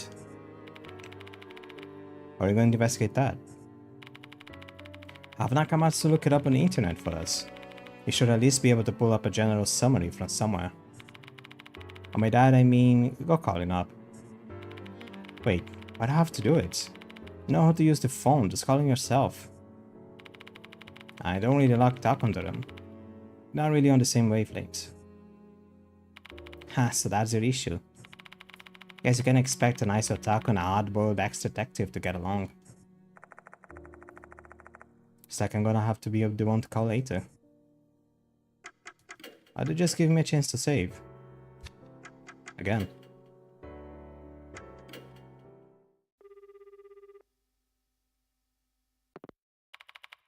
Hello, Yashiki. What do you want me to look up? Can you look for any information you can find about the murder of a mother and a child at Lake Cass? Maybe connected to the investigation. Jeez, mother and child being murdered? That sounds awful. I'll try searching. Found something. 10 years ago, a mother and a child were beaten to death by a group of delinquents. I'll share the details now. It's pretty long, so you should probably start taking notes. Way ahead of you. Oh, it's Beelzebub.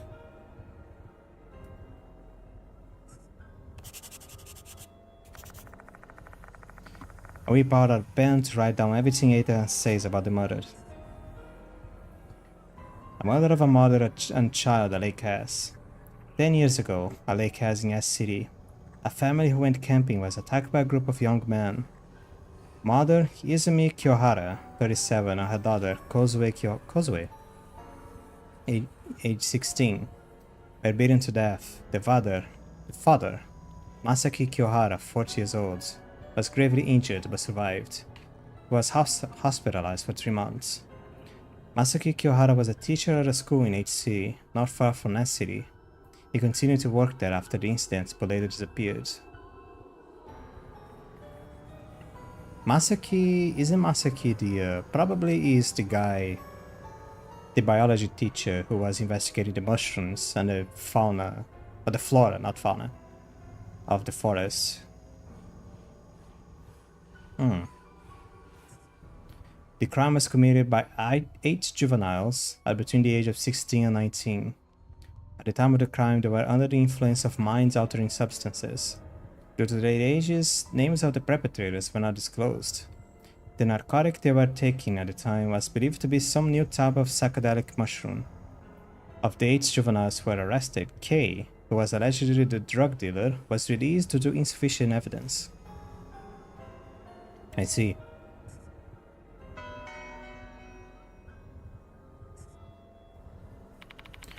That's horrible. Those violent punks are scarier than spirits. Ada might have a point there. Spirits who curse humans are pretty frightening, but humans are responsible for creating spirits in the first place. The malicious actions of people cause grudges, and grudges create spirits. It's a chain of hatred, one that begins with humans. By the way, Yashiki, I need to get going soon. Oh? You can leave the mushroom if you want. Thanks for your help today, Eta. problem at all. Talk to you soon, Yashiki. How'd it go, Yashiki? Ada told a lot to share. Share the details of the murder with the other three.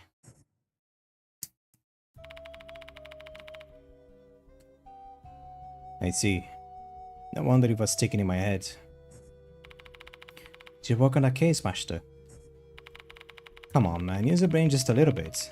That case is 10 years old. I wasn't on the force yet. But now I recall my mentor was the one who told me about it. Nakamatsu pretty much covered the whole thing though, so I don't have any additional info to add. You think the mushrooms from that case are Fox Sakata? This case is just full of mushrooms, huh? Can't argue with that. A curse involving mushrooms growing from your body, cacta being turned into mushrooms, and Fox Sakata on the dead centipede on the petri dish. And now we learn about the tragedy caused by Fox Sakata 10 years ago. Everything's connected to mushrooms.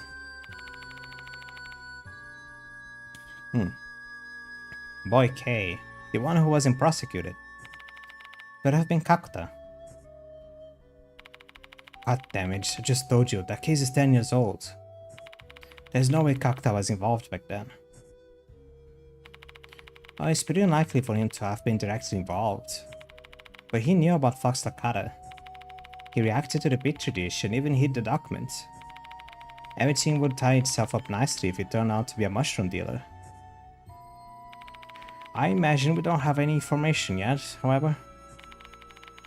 The key to discovering Mr. Skokuri's identity is likely the link between the past and the present cases. Excuse me, also I believe. Guess that's all we gotta get out of this deduction session. All we need now is some solid evidence. Let's continue the investigation, Yashiki. We don't know where the others are, where to start though. You probably won't find anything in the forest or the shrine in the corridor. I have a place in mind. For real? Got some information in the forest that will lead us to the next spot. The voice for the corpse. Right, the voice I heard when inspecting the bones. Deep inside the old school, the dead fox god that looks alive, inside the stomach. That voice told me to go investigate somewhere. Maybe heading to the location they mentioned will help us identify that corpse. And if we can learn about the person who became Mr. Kokuri, we can start devising a plan to attack. Which sounds great, except we're running out of time. Should really just trust something that I heard from a mysterious voice when so much is at stake. Having trouble making a decision? When you're running out of time and you need to make a tough choice, just trust your instincts and hope for the best. You know what's most important when dealing with spirits? Courage and conviction. Thanks for the reminder. I go with my guts and act on the information the voice gave me. Let's search for the dead fox god that looks alive in the depths of the old school. Okay. Final stage. I'm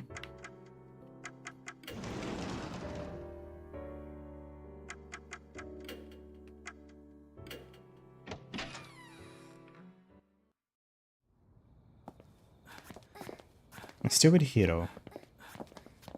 I don't want to change. I mean, I feel like I wasted the time I should have spent with Mashita with Hiro. Oh. So this is the old building, huh? It's totally giving off bad vibes. The dirty floor and walls are really setting the mood. Well, they don't really use it anymore, so they've been neglecting it quite a bit. I wonder what this place was like 10 years ago. Might still being used. 10 years ago? Oh, the late Cass murder. Wasn't the victim's husband a teacher? Might have been working at the school. That's why I wanted to come here, isn't it? There's a chance the victim's husband used to be a teacher at Konohara Academy.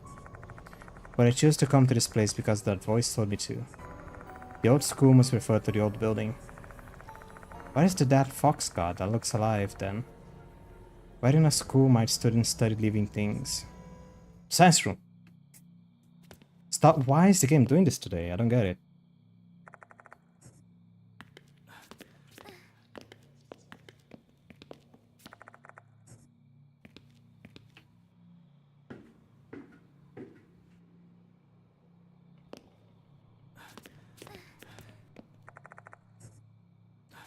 Fine. Killjoy.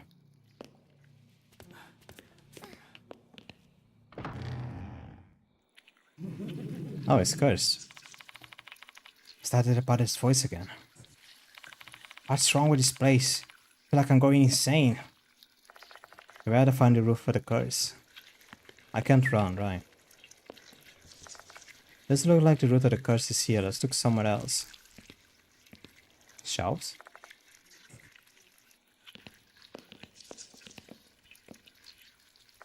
Numerous dead insects are lying inside the dust sink. The cursed tooth is rolling around. Found it. This cursed tooth is the cause of all this. What a preposterous object. Break it now. Yeah, okay. I reach my hand into the sink and pick up the tooth. Ugh. This is bad. I'm getting dizzy. Shit. My hand slips and the tooth falls. Shouldn't be that far away. Gotta find it fast. Are you kidding me? Something small rolling on the floor. I point my light towards it, and unfortunately, it is the cursed tooth I was looking for. I found it. It's a good thing I didn't roll under the desk. Yeah, definitely. And just step on it. Yeah, I crushed the tooth. The cursed tooth shattered into pieces.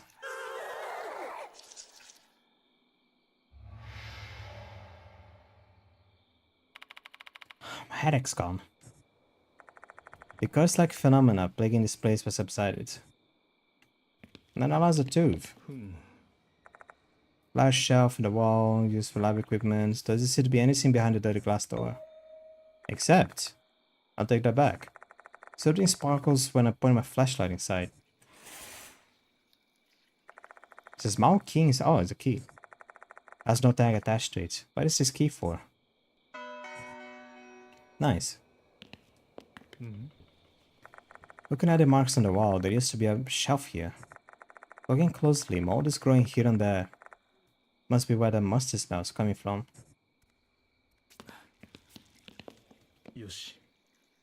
Numerous dead insects are lying inside a dusty sink.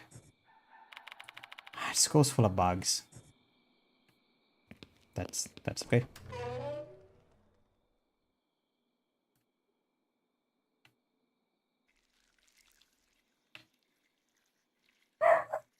Oh.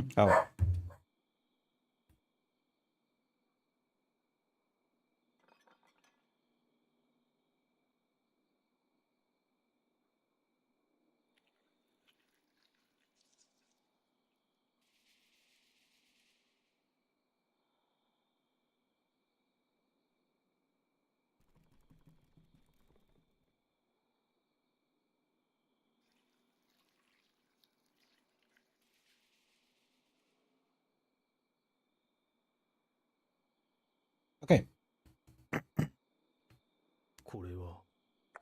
A pile of mold infested cardboard boxes. Hiro, help me examine all these boxes. Alright, what should I do? I'll inspect the boxes on the left side. We'll take the two boxes on the right. Pick up the pile of boxes and put them down. The heavy box is filled with old books and prints. Rummage through them, but I don't find anything worth nothing. Except, there's this. Did you find something? Come here, Yashiki. The box Hiro is gesturing at is filled with old lab equipment. I find something small hiding among the test tubes and beakers. It's a tooth! Nice. He's a pretty small itty tooth. I found an old steel cabinet. There's something behind the glass door. Let's get a closer look. It's a dissected scalpel that was probably used... dissection scalpel. Cabinet door is locked though. Can't open it. Oh.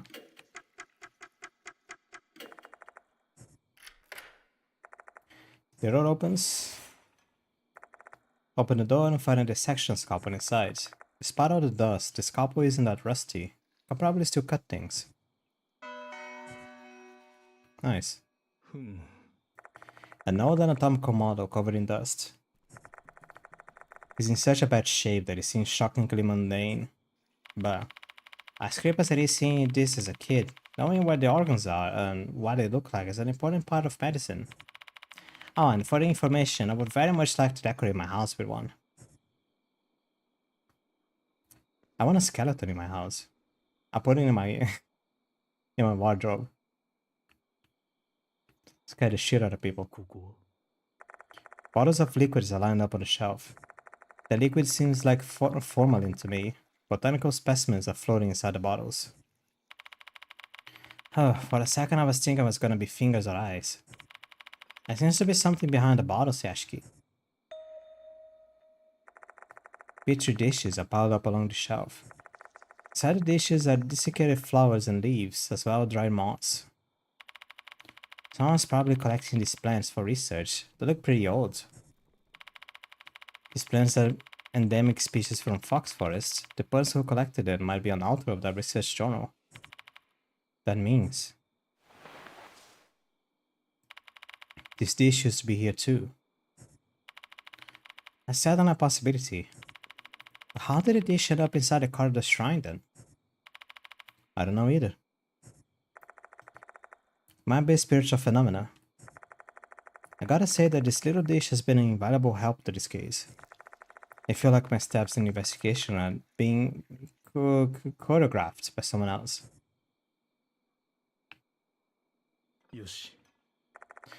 The stuffed fox specimen on the shelf. A fox guards. We definitely need to inspect this closely. Looking at the creature's features, the stuffed fox is real. One intended to be used for education. It was probably taxidermied by an artisan. Fox looks alive. It's the same shade of fine-eyed and sitting neglected here. The color of its fur has faded. Open it up. Deep inside the old school, the dead fox god that looks alive. Must be referring to this fox. I need to check out what's inside his stomach. Maybe whatever secret inside his fox stomach can shine a light on the mystical creature's identity. I got a feeling something will happen once I figure out what the secret is. There are things that we haven't done yet. We better finish them before doing this. Should we cut open the stuffed fox stomach? How many tooth am I missing? I'm missing one. Yeah, I'm missing one.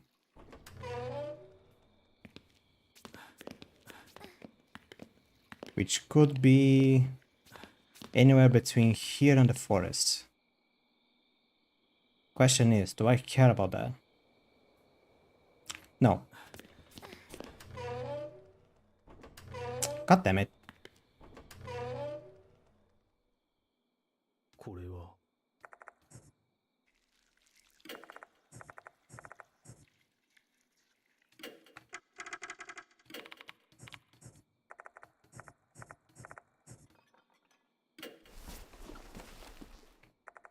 I get a dirty scalpel from my bag and approach the stuffed fox. I press the tip of the scalpel on the fox's belly. Then I slice it open. The fox stomach is gaping. Yikes.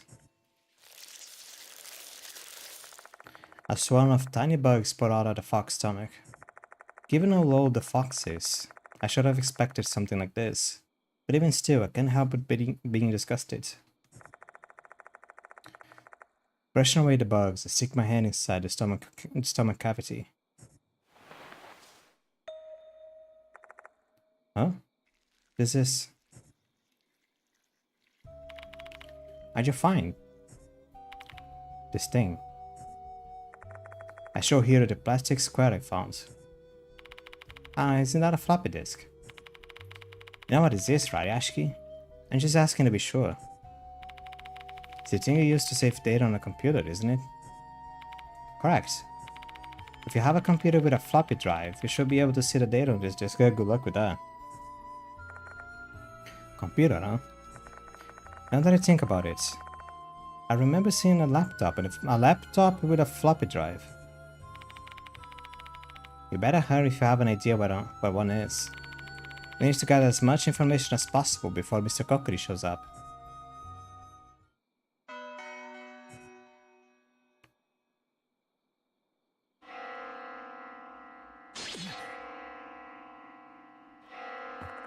This is...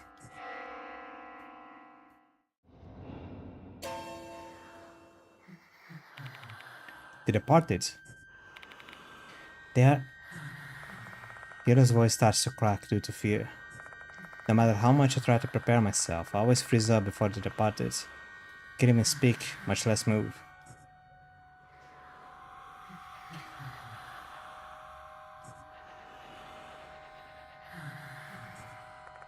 My dear husband, Cockry's resentment has killed Hooligan.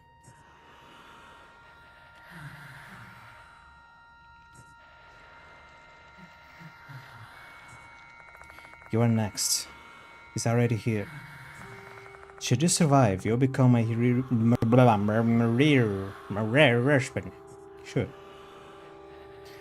But you can't save this soul as you are now. You will die here. Tonight.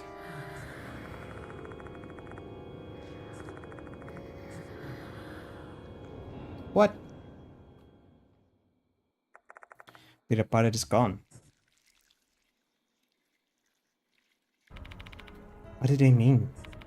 I can't save his soul? Hey Ashki, they say something. Yeah. I tell Hiro what the Departed just told me. I don't get it. By his coming, do they mean? Exactly. We can't run from here until we deal with the Mr. Cockedy. Do you really think we're ready to do that? They said that I couldn't save the soul now, right? The current me can save the spirit soul. It's just another hunch, but... See, because I'm lacking the key information I need. If that's the case, then there is no way I can save the spirit. What do I still need? This floppy disk must be the key. I need to see what's on it immediately. So I'll be alright, right? They're just spouting a bunch of nonsense to get you worked up. Hiro raises her voice frantically. I don't have a response for that right now. What should I do?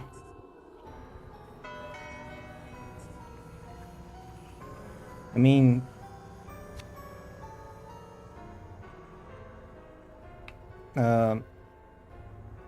It's not like I knew. So if anything, he's cheating.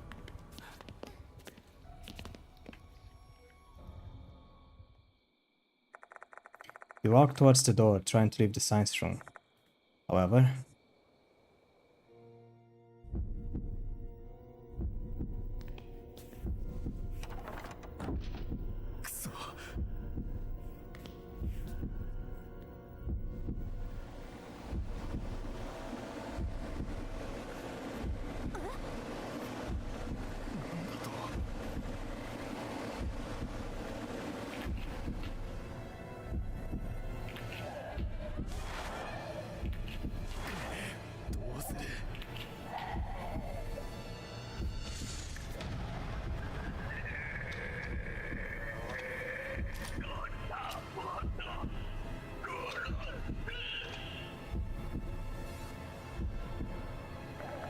Oh, he's super close. I'm greeted with the vision of a decaying body covered in mushrooms, wearing a mask resembling a beast's skull. A hideous looking cockroach standing right there in front of my eyes. What should we do? I can't guarantee that we're fully prepared to fight cockroach. I wanna run, but the door's blocked and we don't have any other way out. Well, okay. What should we do then? At that moment, Kokori lets out a terrifying scream. My entire body is racked with a crippling pain. Oh wow. What is this pain? What are those mushrooms? I hear the unpleasant sound of something growing from the second time. Hero screams, clutching their neck and crouching down. My neck! Looks like mushrooms are starting invading Hiro's body as well. Which reminds me, this is the same mushroom curse that afflicted Maruhashi. So then, if the mushroom infests our whole bodies, what awaits us is death. Kokori simply stares at us in silence.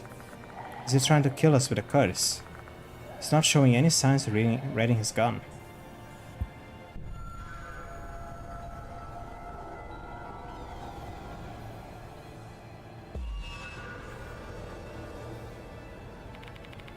What does he want to do?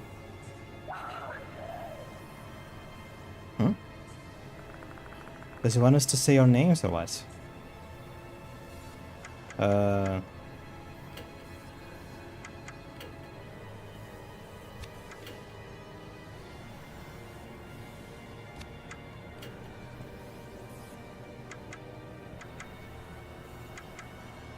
Kozue Kyohara. Masaki Kyohara is the name of the professor. Kozue is the name of the daughter, Izumi is the name of the mother. Shinichi Kakuta na. Whose name should I tell Kokuri?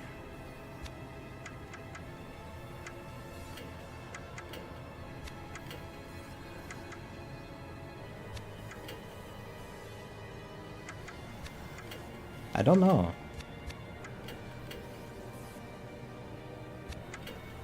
She has a lot more success than I do.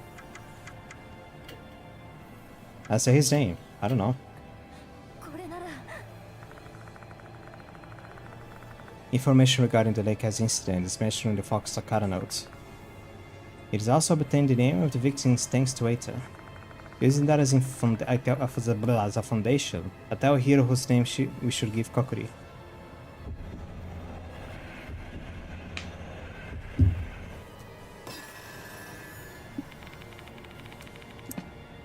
The name is probably Masaki Kyohara. Kokuri seems to accept this answer. Is he responding to us? Kokuri stays still for a moment. I guess he really is Kyohara. Assuming the science teacher who was investigating Fox Takara was the victim of the Lakers incident, and that the mushrooms and the culprits behind the incident were hooligans. It all aligns with Kokuri's fixations. Therefore, the victim of the incident, Kyohara, is the natural choice for the Kokuri. Looks like the right choice. Kokuri looks at us in silence. Why is that question just now? What does he want us to do? No idea. I feel like he's testing us right now. Kokuri suddenly lets out a shriek. Oh wow.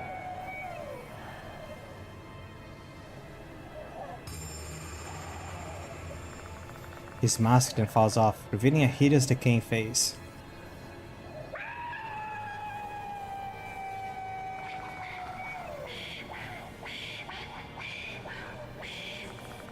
I feel dizzy. My arm's hurting really bad.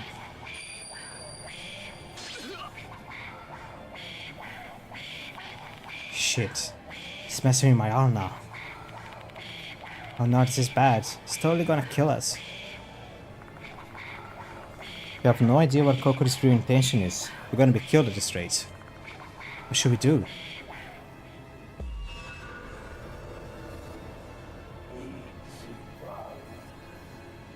Who? Worst. Hooligan. Does he want us to give him a name again? I got a feeling that a wrong answer here is going to get us killed. Yet you really think this over. Who's the worst hooligan?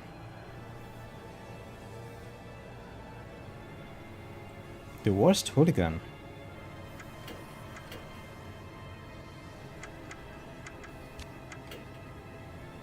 Mashita.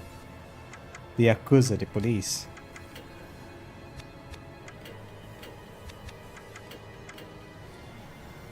The worst hooligan would be Student K, right?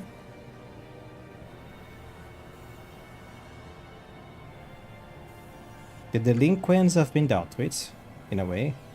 Kakuta is dead. It would be Student K. Is either this or Kakuta. We try to recall the hooligans who linked to the fox lacquer inside a petri dish.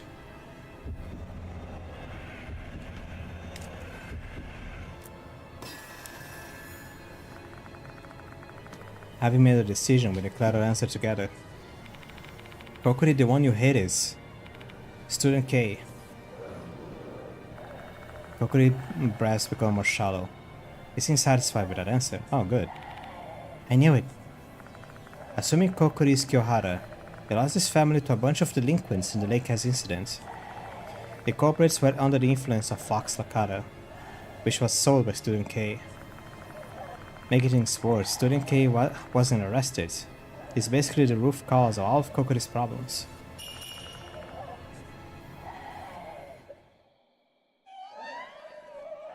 What? Kokori lets out a eerie howl. What do you want now? Then he slowly vanishes into thin air. Okay?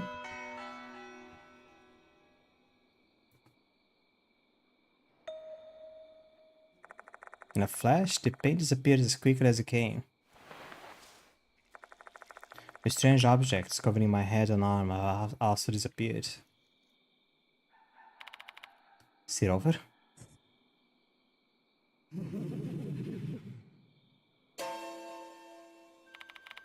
What's that sound? Upon hearing that eerie scream, I've started to feel dizzy. Is Kokori attacking us again, Yashiki? What is happening? Kokori should have disappeared. Why is he here again? Is he smiling?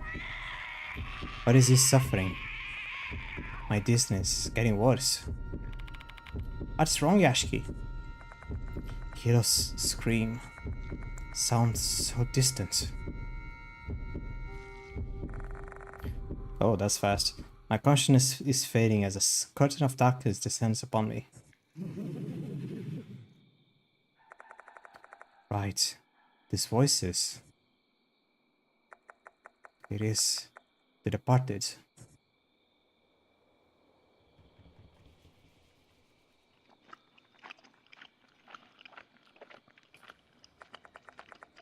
I hear a sound. The same disgusting sound as before.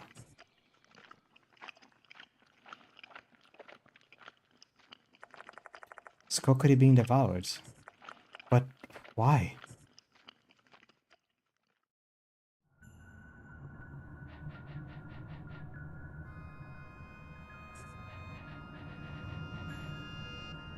Oh.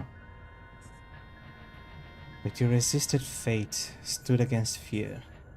Now, I am convinced. You are my real husband. Take a look.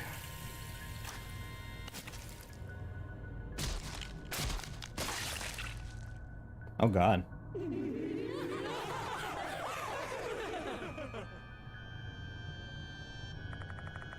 Before my eyes, the departed transforms.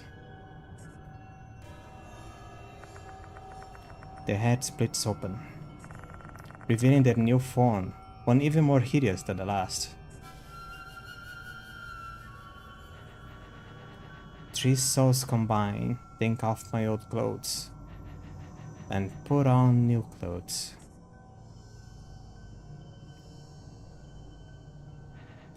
I want to be beautiful, more beautiful than the others. We will exchange vows later. Please wait, dear husbands.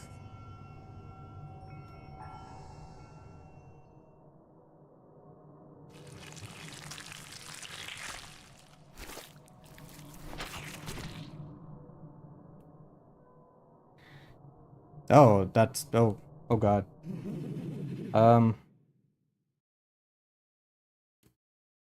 Shit. I panicked. That was something, wasn't it?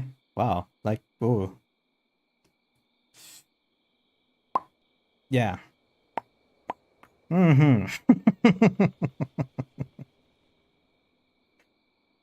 Hopefully it's gonna be okay. Ah. I'm stricken with a massive headache and my feet falter beneath me. What in the world is happening? Oh, I still have a chance of seeing it. What is that thing? The lights are supposed to be off, yet it emits a dim light. A red light. Ugh. Hiro has collapsed to the ground. While Hiro was lost consciousness, there aren't any physical injuries that I can find. Hey Hiro, are you okay? I grab Hiro by the shoulders and give a firm shake. Yashiki. I help Hiro off the floor. Thank you.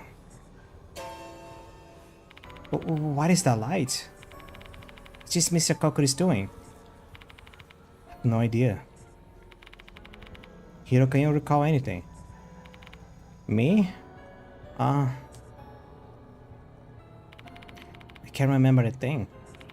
I lost consciousness the moment Mr. Kokuri started behaving oddly. That reminds me, what is Mr. Kokuri? He's not here. Did you do something to him? No. The one who killed Mr. Kokuri is...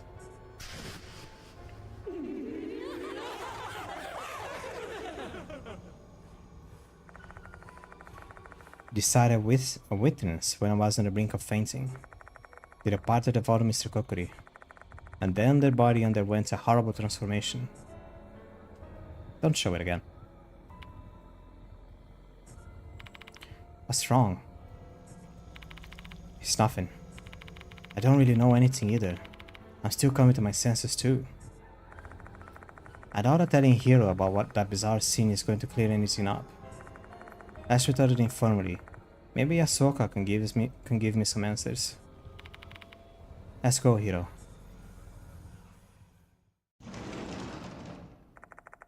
Both of us leave the science room. Can we even... Well, even how is red now? This is going on over the entirety of the old building. Let's head back to the new building before anything else bad happens. Well, I can't fast travel.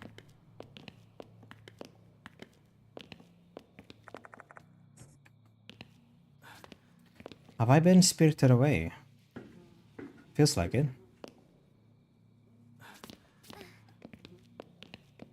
Can I only go, yeah, okay.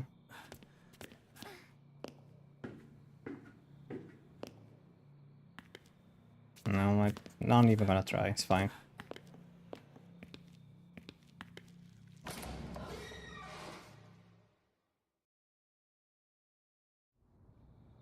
Everything's red.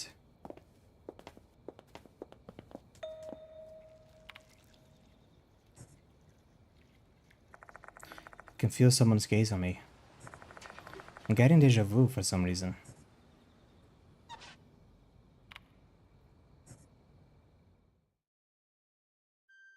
You're... better? The female doll was standing in the darkness. A damaged face has been fixed. How can that be? Why did her appearance change in addition to the departed?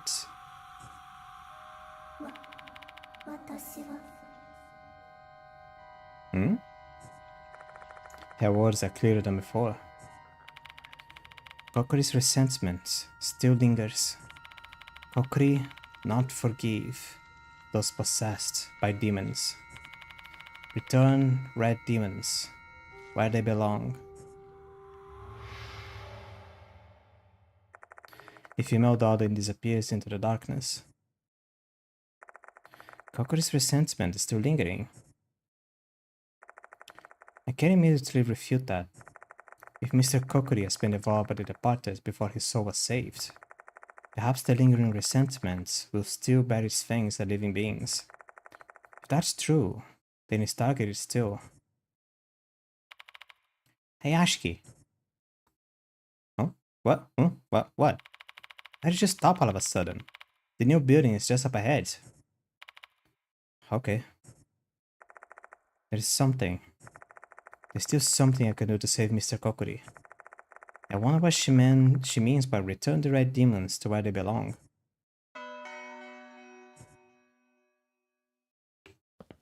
Can I save first though?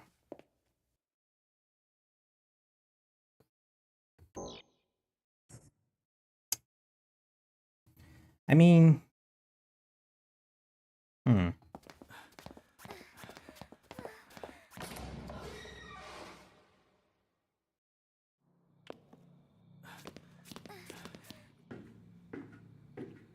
The red demons to where they belong.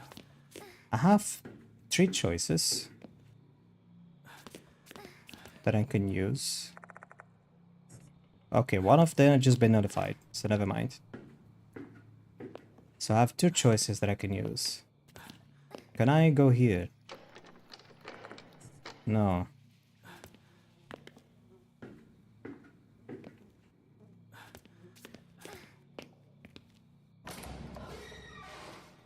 I'm afraid of going into the new building and the game just going full... Stop, why are you doing this now? Seriously.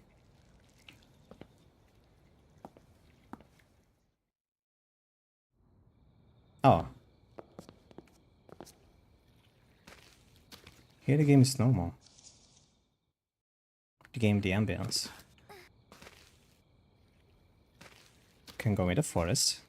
Okay.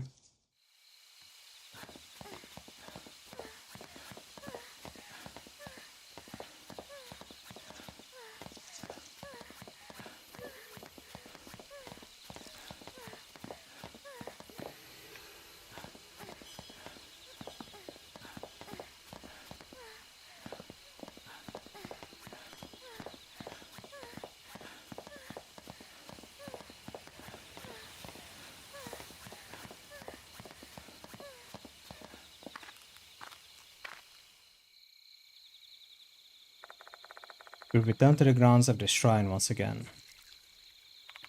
Hey, why have you come here? I have something to tell Mr. Kokori.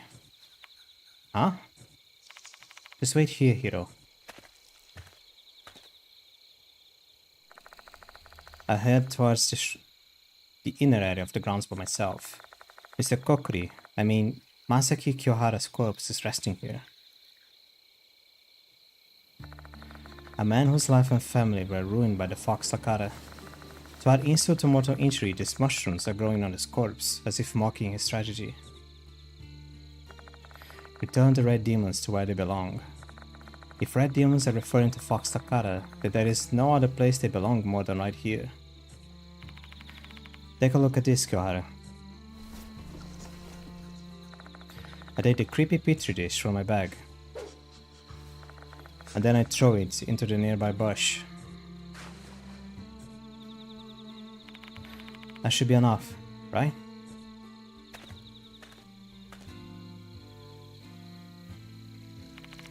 What'd you do? I threw out the petri dish. Huh? But why? Fox Takara wasn't supposed to be taken outside this forest. This is what Mr. Kokuri wants. But Fox Takara is such an amazing plant. We just research it, we might be able to develop new Spirits don't really accept that kind of nuance. Mr. Kokuri views everyone who takes Fox Takara from the forest as hooligans. Know how all these hooligans met their ends, right? If you're prepared for the potential consequences, it's all yours. Hiro's complexion turns a paler shade of white. With her crippling fear of spirits, that should give her more than enough reason to change her mind. Fine, I get it. Damn it, that's such a massive disappointment. I've been thinking about getting those mushrooms back to the lab ever since I found them. You heard that, Kyohara? I'll report your case to the cops once everything's settled. So you should just rest peacefully until then.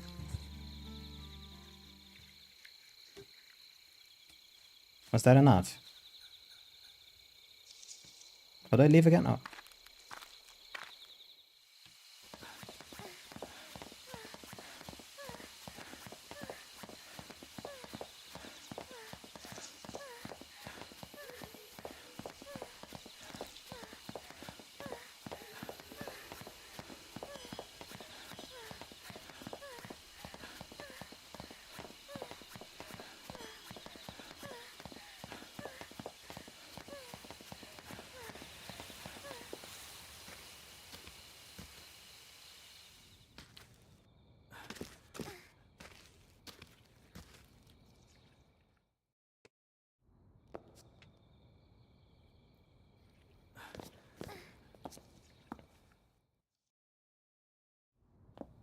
It's still red. I want to see if I would be able to save the game at the infirmary. No way. What on earth is this? Doors are flushing, the piano is playing. Would have thought a paranormal phenomena would occur in the new building as well. It's the first time I've witnessed a spirit operating as strongly and brazenly as this. Don't tell me the special building is also. Hurry up, Yashiki.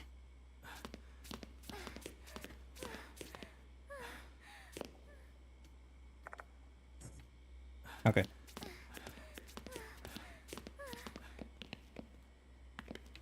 They look like...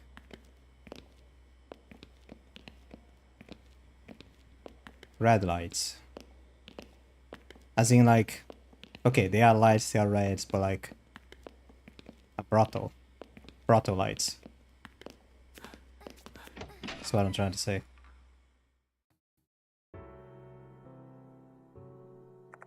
Special building is as peaceful as ever. The lights haven't turned red like the ones in the other buildings. We should be safe for now. What's that phenomenon anyway? I got an idea, though it's just a hunch. What would the female doll in Konohara Academy change once the body transformed? That can't be mere coincidence. Oh, that's right. You gotta check out the floppy disk before going to Yasuoka. We don't know what Mr. Kokuri is gone for good, so I like to gather all the info we can just in case. You have a point. We do still have some unsolved mysteries regarding Mr. Kokuri. Affirmation that the doll also said his resentment is still lingering. And if that's true, our lives will be at risk unless the resentment has been placated. All the stuff concerning the departures and the red lights are certainly worrisome, but we better focus on Mr. Kokuri as the imminent threat. Got it. Let's go to the faculty room. Can I save first?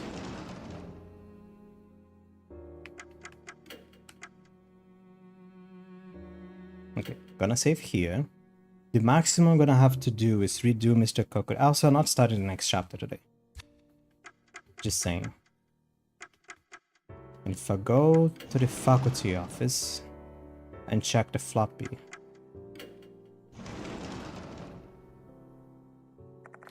Faculty room is empty at this time of night.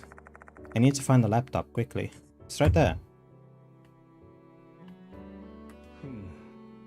Several teachers' desks are lined up here. Everything's clean and tidy.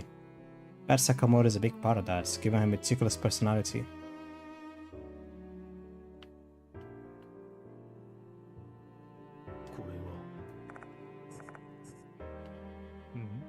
Sneeze. Excuse me. There's a laptop on the desk. We can check the data on the floppy with this. You do the work, Hiro. This is my cup of tea. Alright, I got it.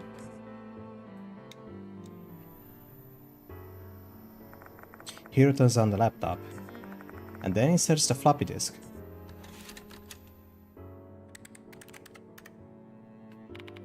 I see. They're documents from 10 years ago. These files predates the operating system with a GUI. These go back to the days of command lines. These files themselves should still be readable by modern word processing software, I hope. Hiro may as well be speaking a foreign language. I don't understand a thing they said.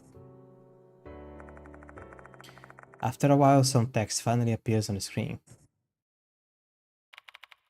This is... I'm writing this here just in case. I summoned Kei to the forest. Kei, it's Mitsuru Kuromine. He's a hooligan. He'll probably bring his gang of thugs with him. So I've decided to bring my hunting rifle.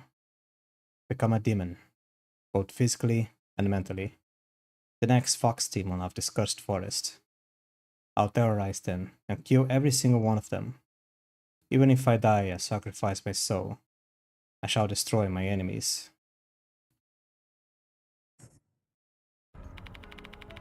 It is pretty much a farewell note. And this Masuki Kiyohara person. It's probably Mr. Kokuri. Adding Kiyohara's notes to the other information we have thus far, we can see the whole story.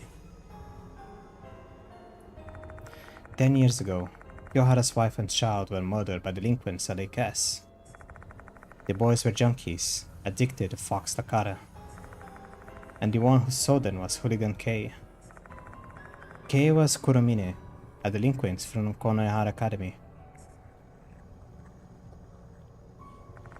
After learning his identity, Kiyohara summoned Kurohime and his friends to the forest with the intention of getting revenge. And at that moment, he became the fox demon of the cursed forest. Wearing white clothing complete with a fox mask, he copied how Mr. Kokuri looked. He probably saw something of himself in the spirits who killed hooligans that disgraced the shrine.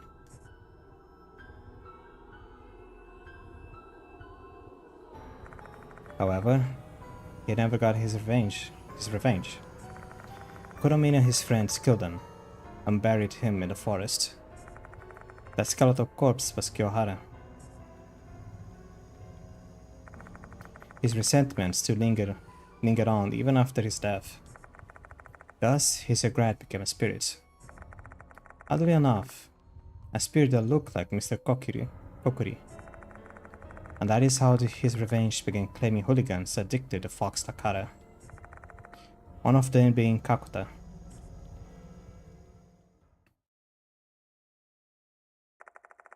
I guess we learned enough. Let's report this to Yasuoka and the others at the infirmary.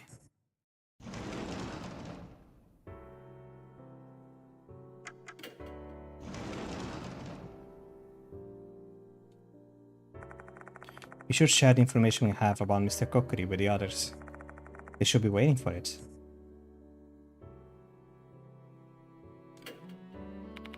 I'll come back here too. Mind telling us what happened out there? We tell them all the events that have happened up to this point, including the moments when they departed devoured Mr. Kokuri and transformed. A sign that only I could see. A sight I wished was merely an hallucination. What the? A spirit transformed after devouring another spirit? Never heard of such a thing before. What a monster. It doesn't make any sense. Don't scare me like that. The three mark bearers all take this news differently. Shocked and confused. Honestly, I feel all their emotions. Or if this transformation made them stronger? I explained the red lights from earlier. Does that mean things have taken a turn to the worse? Most likely. I wonder what they're planning next now that the game powered and transformed. More terrifying things may be in store ahead. Awful.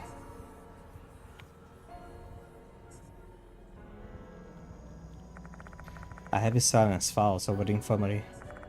The reporter has grown stronger. There is nothing we can do about it. Our sense of fear grows alongside the sense of powerlessness that we felt.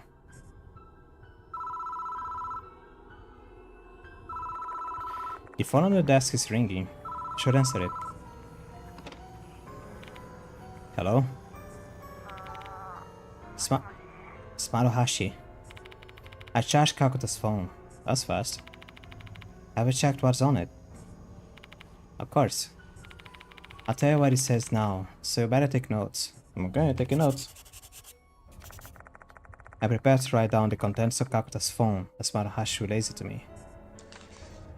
There is a series of messages from MK.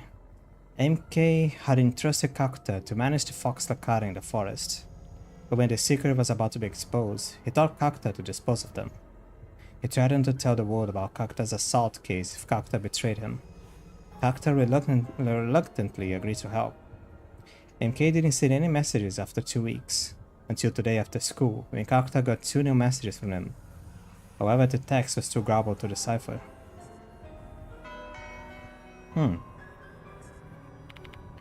MK.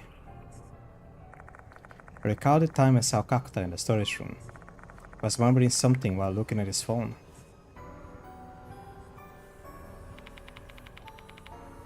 I was summoned. I have to go.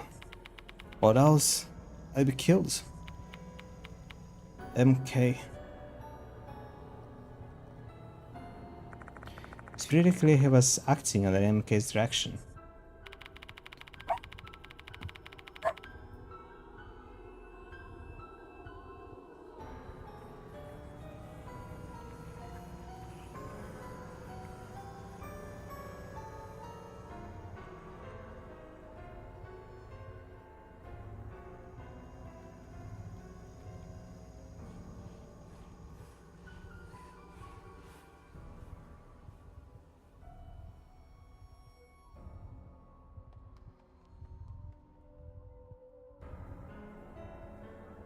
That Kakuta is a pretty messed up kid for someone who's a disciplinary committee member.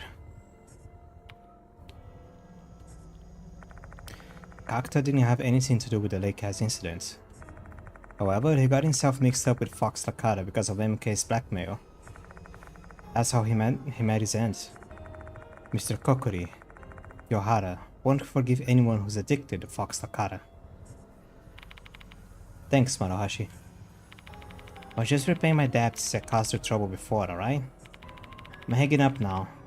Say hi to Miss Yasuoka for me.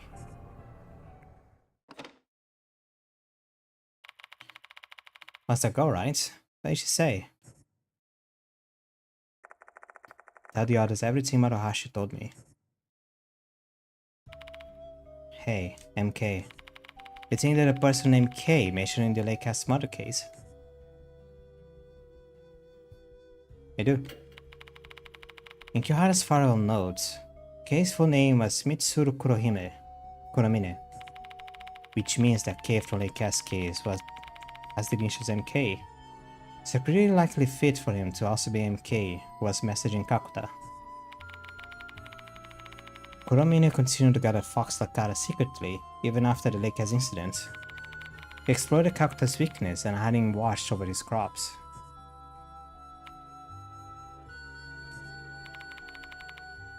Was wieder Frauenmachte. I knew it. I know Mitsuru Kuromine. That jogged my memory. So a criminal we arrested in the past? No, the opposite. Mitsuru Kuromine is a cop. Oh, he's a career bureaucrat in the Metropolitan Police Department. His pop's in the top brass. So he joined the cops because everyone expected he just followed his pop's footsteps. Wait a minute. He wasn't prosecuted. But Kuromine was still a suspect in Leika's case. He's still selling Fox Lakata. How is it possible that a fiend like that can still be a cop? Cops are just people. These saints and fiends in every group of... There are saints and fiends in every group of people. Doctors, teachers, military, cops. And like I said earlier, his dad is top brass. Sweeping a case like this under the rug would take some efforts, but his boss was so high up, he could definitely take care of it. Are you serious? So he escaped punishment for late cast, and he's blackmailing students to do his dirty work even now. What a shameless scumbag. That is exactly the kind of guy Kuromine is. A selfish asshole who stoops to anything so long as it gives him the slightest benefit. In addition, Kyohara's spirit is unable to find peace through that miscreant. How unforgivable. Is there anything more we can do, Master? Nope. It's out of our hands. No matter what evidence we find, we'll never be able to take him to trial. What do you mean by that? Kuromine is already dead. What? I remember reading about it in the newspaper about half a month ago. He died while relaxing at the lake. Accidental death, they say. And that lake he was relaxing at, you guessed, Lake S. What a coincidence. Or maybe it wasn't a coincidence at all. For an arrogant, entitled man with power like Kuromine, the deceased must have seemed as powerless as the living. To him, my spirits were just another made-up construct with morals or dignity that he could disregard. That's why he could kill so easily. But for those like us, we know the grudges of the dead aren't just ghost stories. The deceased are not powerless. That concludes our investigation for the night. Not everything is cleared up. There are some mysteries that remain unsolved. There is no one left who can resolve those mysteries. Both Kakuta and Kuromine are dead. I start getting ready to leave school though, still feeling uneasy for some reason.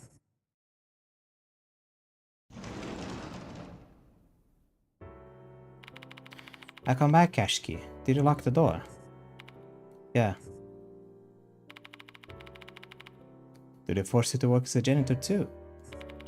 You're putting way too much effort into this. Hey, we can't let people loiter inside the school, or the number of victims is going to increase. As soon as the words leave my mouth, I feel how empty they are.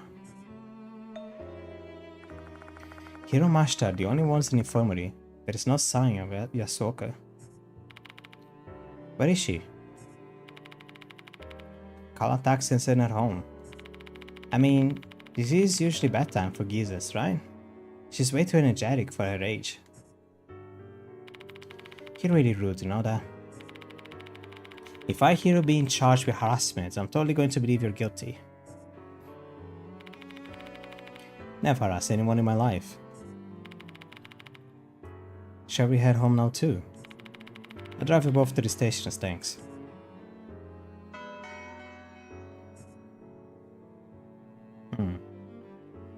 Having lost both his wife and child in a brutal incident, Okay.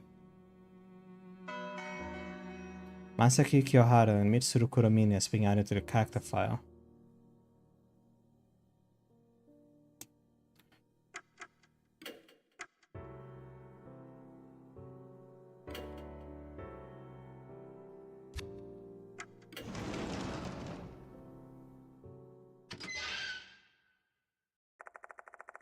After checking whether or not the door is locked, we leave the special building. And then we head to the main gate. For now, there is nothing we can really do about the red lights in the school. If it's really a spirit's doing, everything should be back to normal once the sun rises.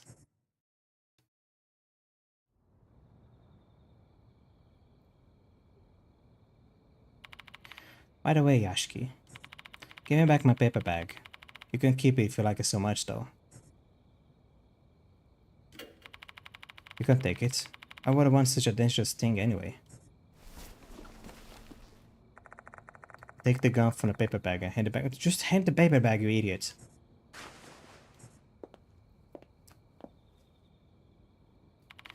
What in the world are you doing now? I just want to go home already. We're just leaving.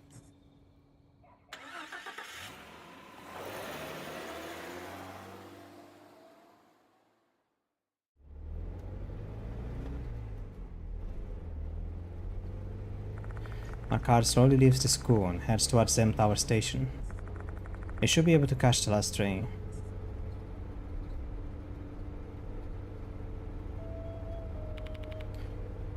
Say, Yashki. Mashta murmurs in the passenger seat, eyes fixed on the scenery outside. I glance at him, indirectly telling him to continue.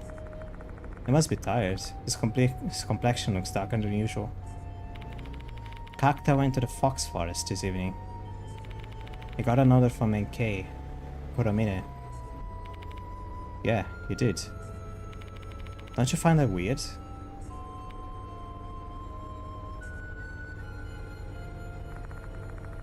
Now that he mentions it, something about that doesn't feel right. The thoughts get stuck in my mind. What's wrong with it? Kuromine is dead.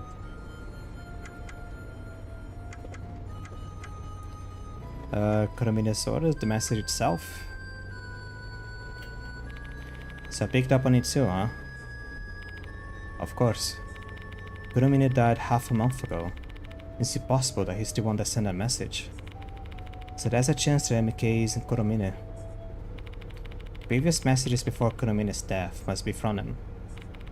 But the messages he got today was strange. Even the fact that the text was garbled. In the first place, how could Kakta even read that message when it was garbled? Everything just so confusing.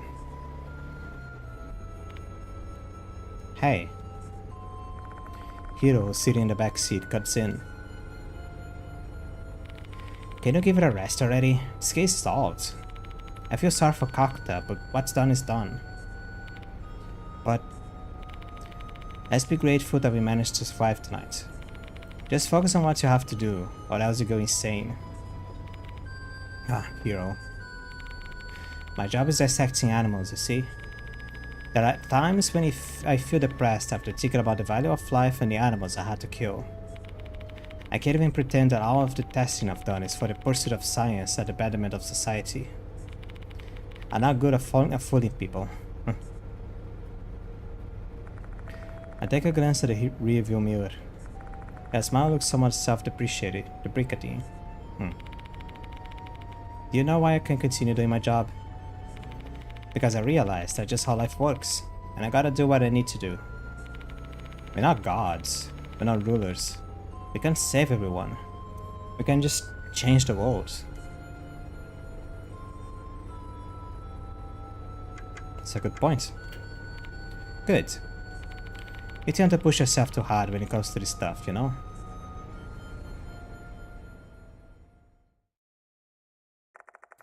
I drop Mashta and Hiro off the Tower station.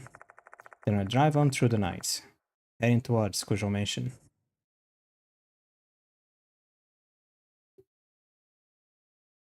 Do do do. The chapter never ends. Toop toop toop. This chapter never ends. And another phone call, and another phone call, and another phone call, and another phone call. As I arrive at the mansion, the phone rings. I can't even relax. Who's calling this late at night? Hello? It's Kinukawa. Sorry for calling so late. What's wrong? I can't stop thinking about Mr. Kokuri's case. Are you alright? I survived at least. Kakuta's dead. Huh? The karate man? Yeah, I failed again. I shared the night's events with Michiho. I realized that I shouldn't talk about it with the students, even though she's trying to help me. However, my mouth starts going before I can think about it, and it'd be more trouble to stop talking once I started. Maybe I'm just too exhausted to care. Oh, I see. I get why you're blaming yourself, but it's not your fault. It's the departed. You need to put a stop to the departed quickly. We'll help you figure out who it is. Why? Why are you still helping me after everything terrible you've gone through? Is it really just curiosity? At first, yeah. But now? I'm doing this because I don't want to die. You saved our lives, and you understand your curse. That made both of us happy, but because we didn't think we ever had the guts to tell anyone about it again. Michiho. Remember this, Mr. Yashiki. You're not just a teacher of both him and I. You're a precious teacher. Me? The precious teacher? Never expected anyone to call me that, when I've been told I have the feeling as a temporary teacher. I should feel some kind of pride over it. But it triggered a memory of something Mashita told me. What you should do is start looking at everyone around you as potential suspects.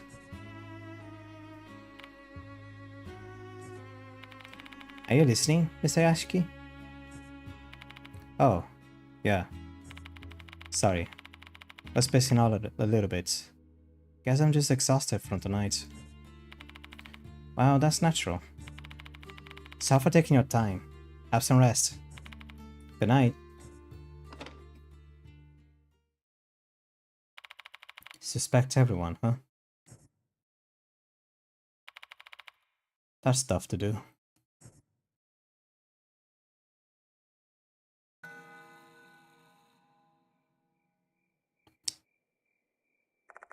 The night goes on, yet I can't bring myself to go to sleep.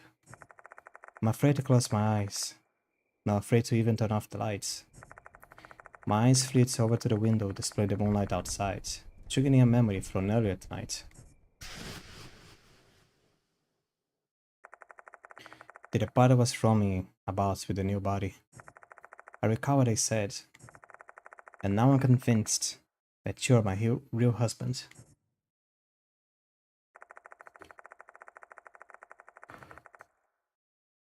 All these incidents must have been some sort of test to see if us words of being their husbands. And it seems like those tests have ended tonight. The departed has acknowledged me as their real husband.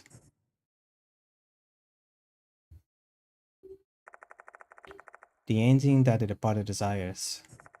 I feel like the day is fast approaching, and I'll be asked to exchange vows at the school grounds, all lit in red.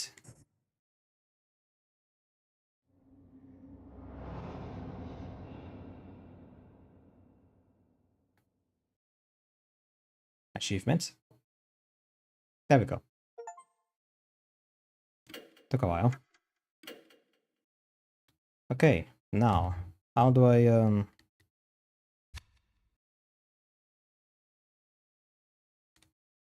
Stop.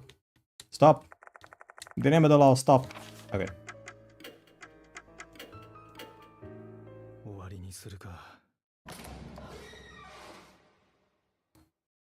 Yeah, I'm not starting the next chapter. What I'm going to do instead, I'm gonna cheat this time.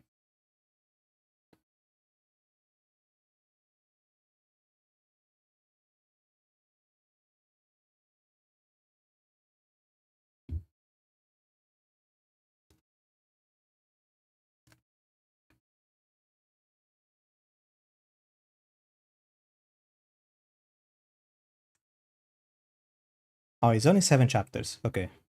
There's an extra chapter. Huh.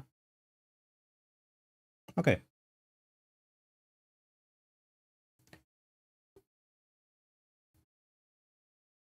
I mean, you could say... Let me check one thing on Steam real quick.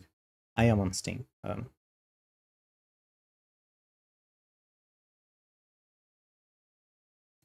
No, not this one. Achievements. Global achievements. I could have done this from the beginning.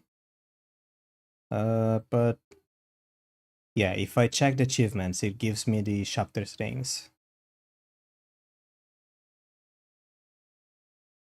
Okay, 87 chapters. So I'm almost done with the game. Look at that.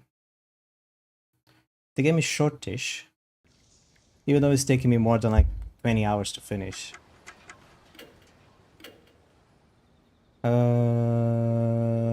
This one. This one? Or the first final stage? I think this one.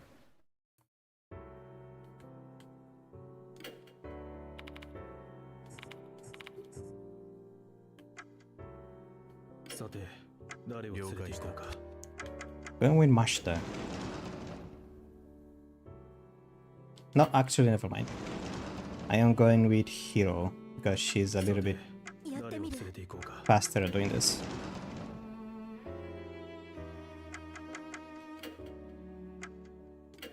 Connecting corridor.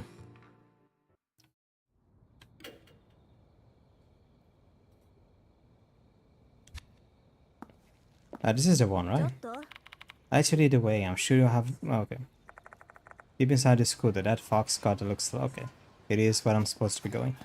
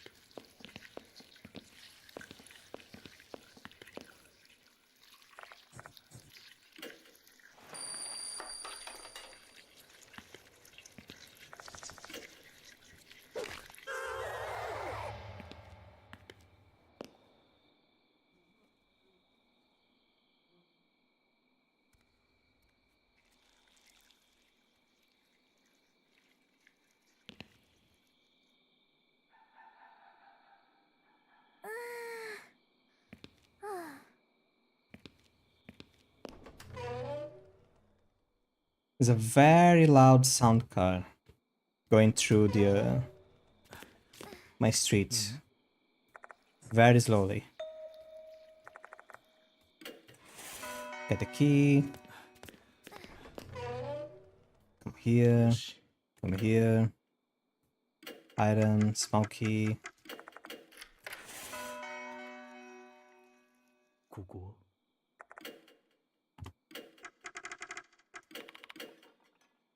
As soon as I open this, I'm dead set to finishing the game, the chapter. There's the dirty scalpel.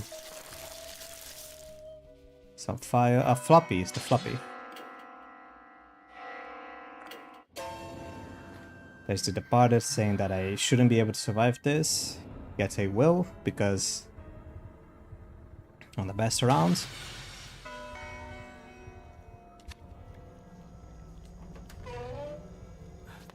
We run a little bit.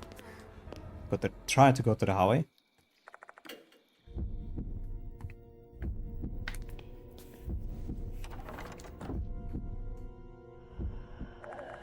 Door stuck, can't open it.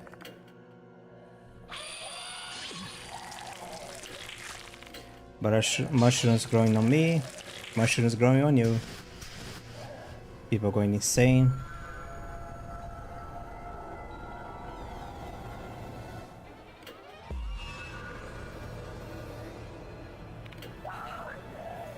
We use Hiro to say that he is Masaki Kyohara.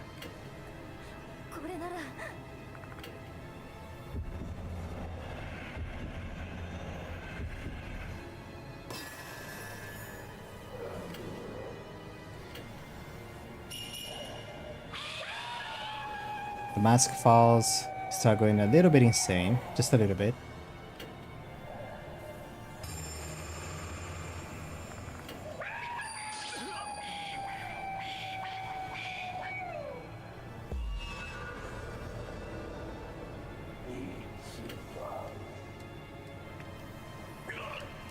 Oh, this is slow.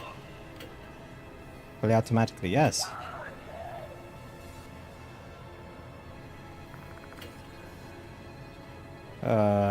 Hero, Petri dish, student K.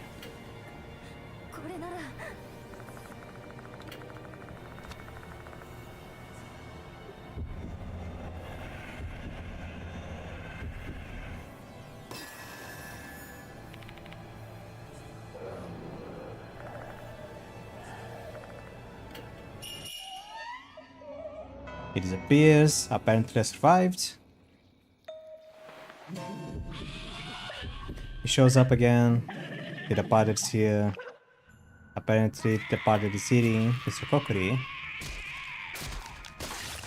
Then he transforms. They transform.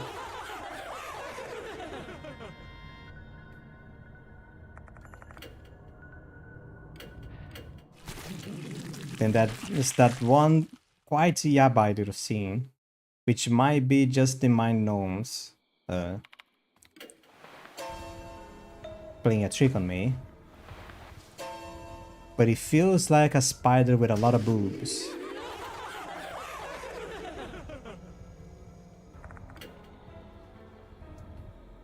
And I don't know how to feel about that.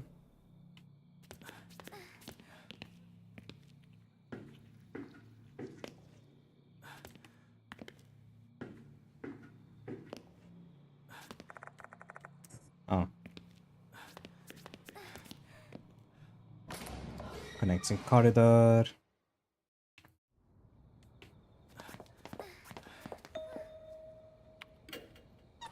And the doll appears and she tells us to bring back the devils to the forest. Because Kokuri's resentment is still active. Except I'm not gonna do that. Because I wanna see what happens when my friends die.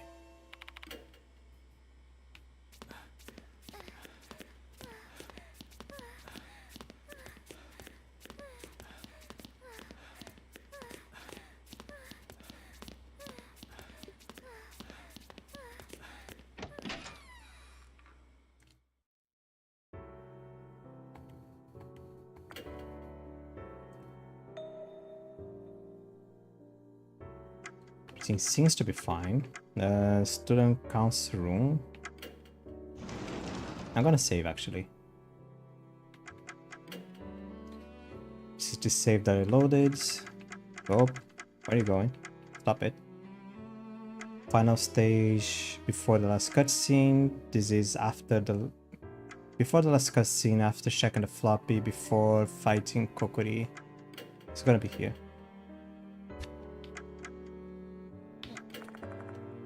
Oh, right.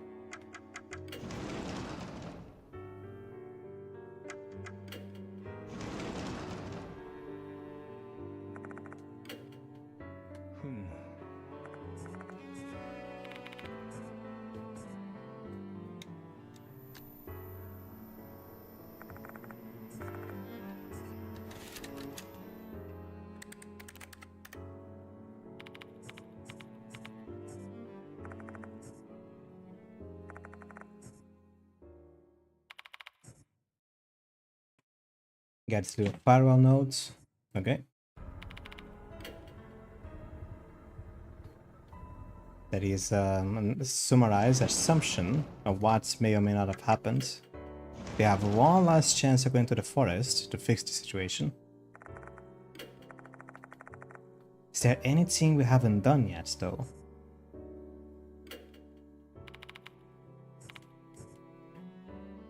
Just keep going forward until something different happens. We start discussing everything that happens. What a monster. Doesn't make any sense.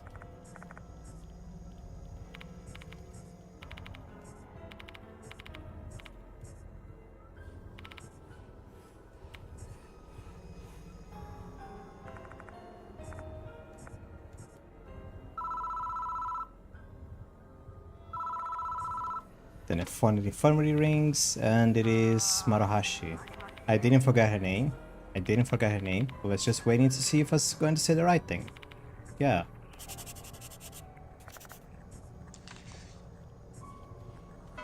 Messages on Kakuta's cell phone about MK.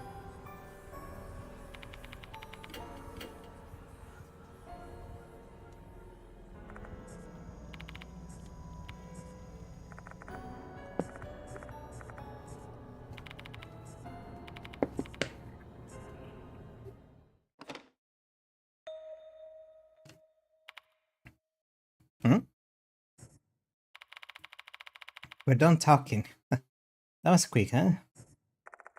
Hiro's lips curve into an awkward smile. Something doesn't feel right. What's wrong, Hiro? Nothing. By the way, Yashiki, what was on his phone? Come on, tell us already. Sure. I tell the others everything Maruhashi told me. Hey, I'm Kay.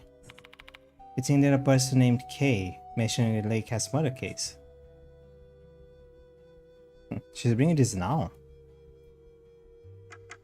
I do. No, it was the same thing. It's just the smile after the phone was weird. Wait a minute. Oh.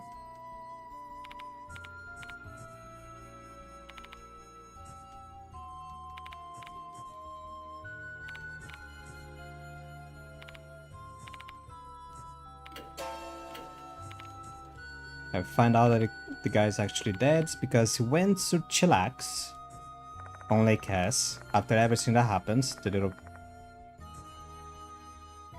douche. And he died. He disappeared. Weirdly enough, he just out of existence.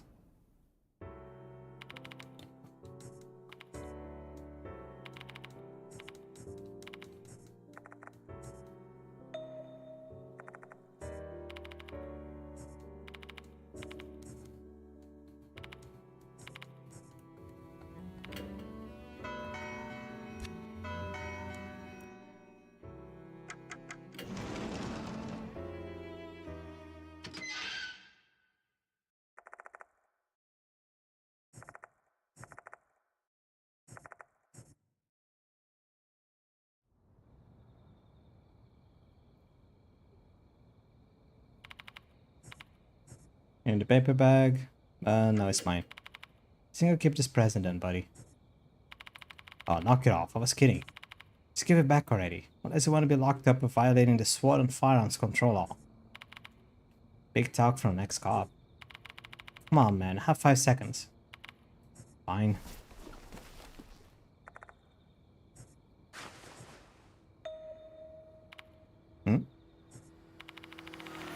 That's with a weird look. I can't find it anywhere. The petri dish. Huh? Why did I see it? Forgot your room when I took out the floppy disk.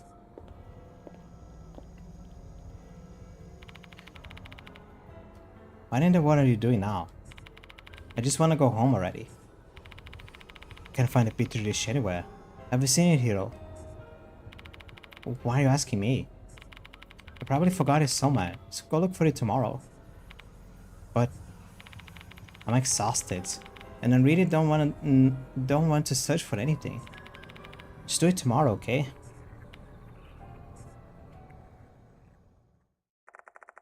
Hiro is going to help, and I don't have the energy to persuade her. It's not just Hiro either. Mashita and I are also exhausted.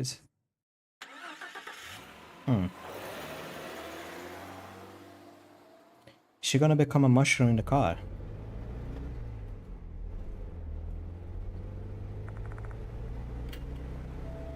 It's the same thing, we're just discussing the message. Doesn't make sense.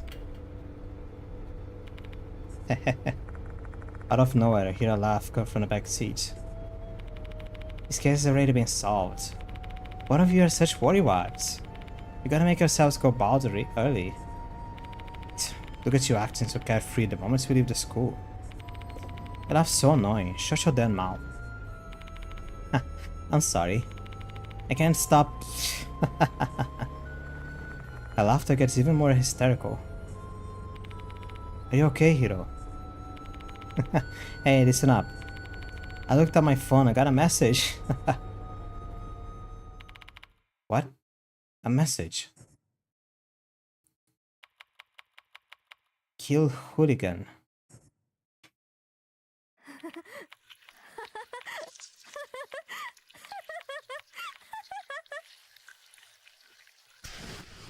Yep.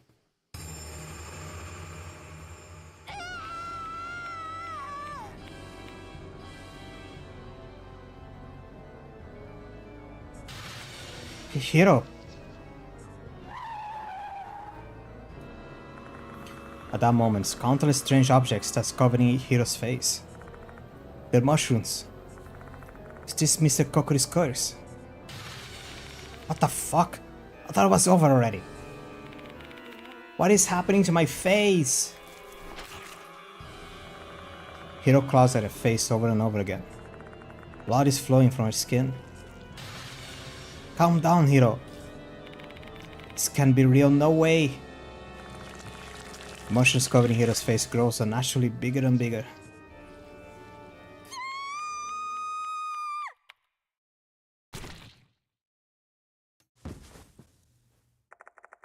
Until finally, they explode. Fresh blood fills the interior of my car, dyeing my vision red. That's horrible. And it disappears in an instant. It vanishes along with Hiro's corpse, leaving no trace of her behind. How did this happen? I can't believe this. Shit. Why did we mess up? Our stunned silence fills the air for what feels like an eternity. Although in actuality, the silence only lasts for 5 minutes.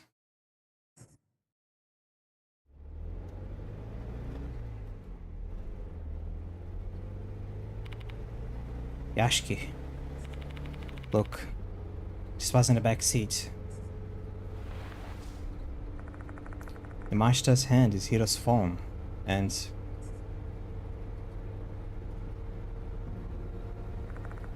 the petri dish. Except there's nothing inside. Not the fox takara, not even the dead centipede. Why is this petri dish here?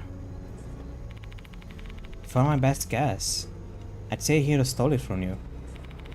Probably when you went on the call with Maruhashi. I remember she was acting kinda strange. But why would she do that? We've forgotten. That research addict wanted to study this fox takara. But if she tried to ask you to do it, I have just confiscated them. Hence she resorted to other measures. Oh. Mr. Kokuri despises any hooligans who want to get their hands on the fox takara. That's why Hiro. Mr. Kokuri was devoured by the departed. However, his grudge still lingers on. Because of that, Hiro was cursed and killed. Look at her phone, Yashiki. I'm driving. My eyes turn to the phone in front of me. A list of incoming messages appear on the screen. And the most recent message is from MK. MK's message is garbled. I think Hiro was able to read it though. Just like what happened with Kakuta.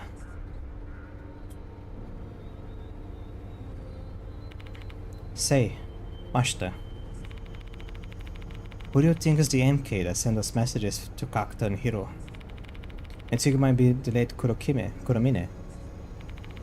Ah, come on, it's pretty obvious at this point. It's gotta be another MK. Another MK? Mr. Kokuri is Masaki Kyohara. His initials are also MK. Also, Mr. Kokuri could be abbreviated to MK.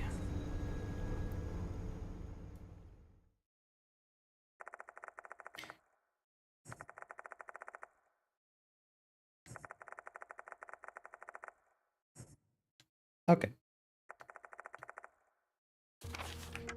Anything else is going to come from save 69 when I finish it. This includes for me as well. I'm not seeing what happened next. Have never opened the extra contents, I think. Our versions of Mr. Kokuri. Some of the ghosts that attack me here and there. It's only one page. Can I see? Nope, I cannot. Can I not?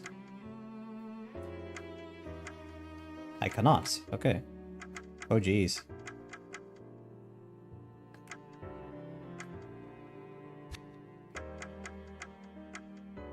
Okay.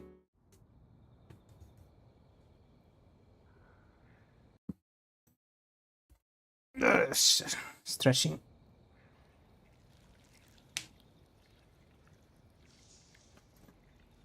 Oh. It's a long chapter.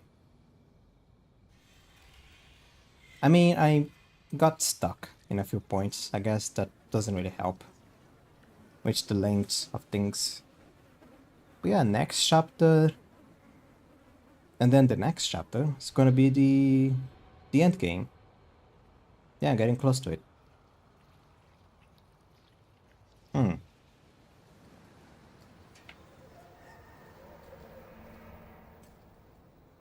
Well, tomorrow, as in like by the time I'm live streaming slash recording this, is going to be Dead by Daylight. So yeah, I still have to think on something else to play on the weekends. God dang it. Alright, I'm gonna end it here.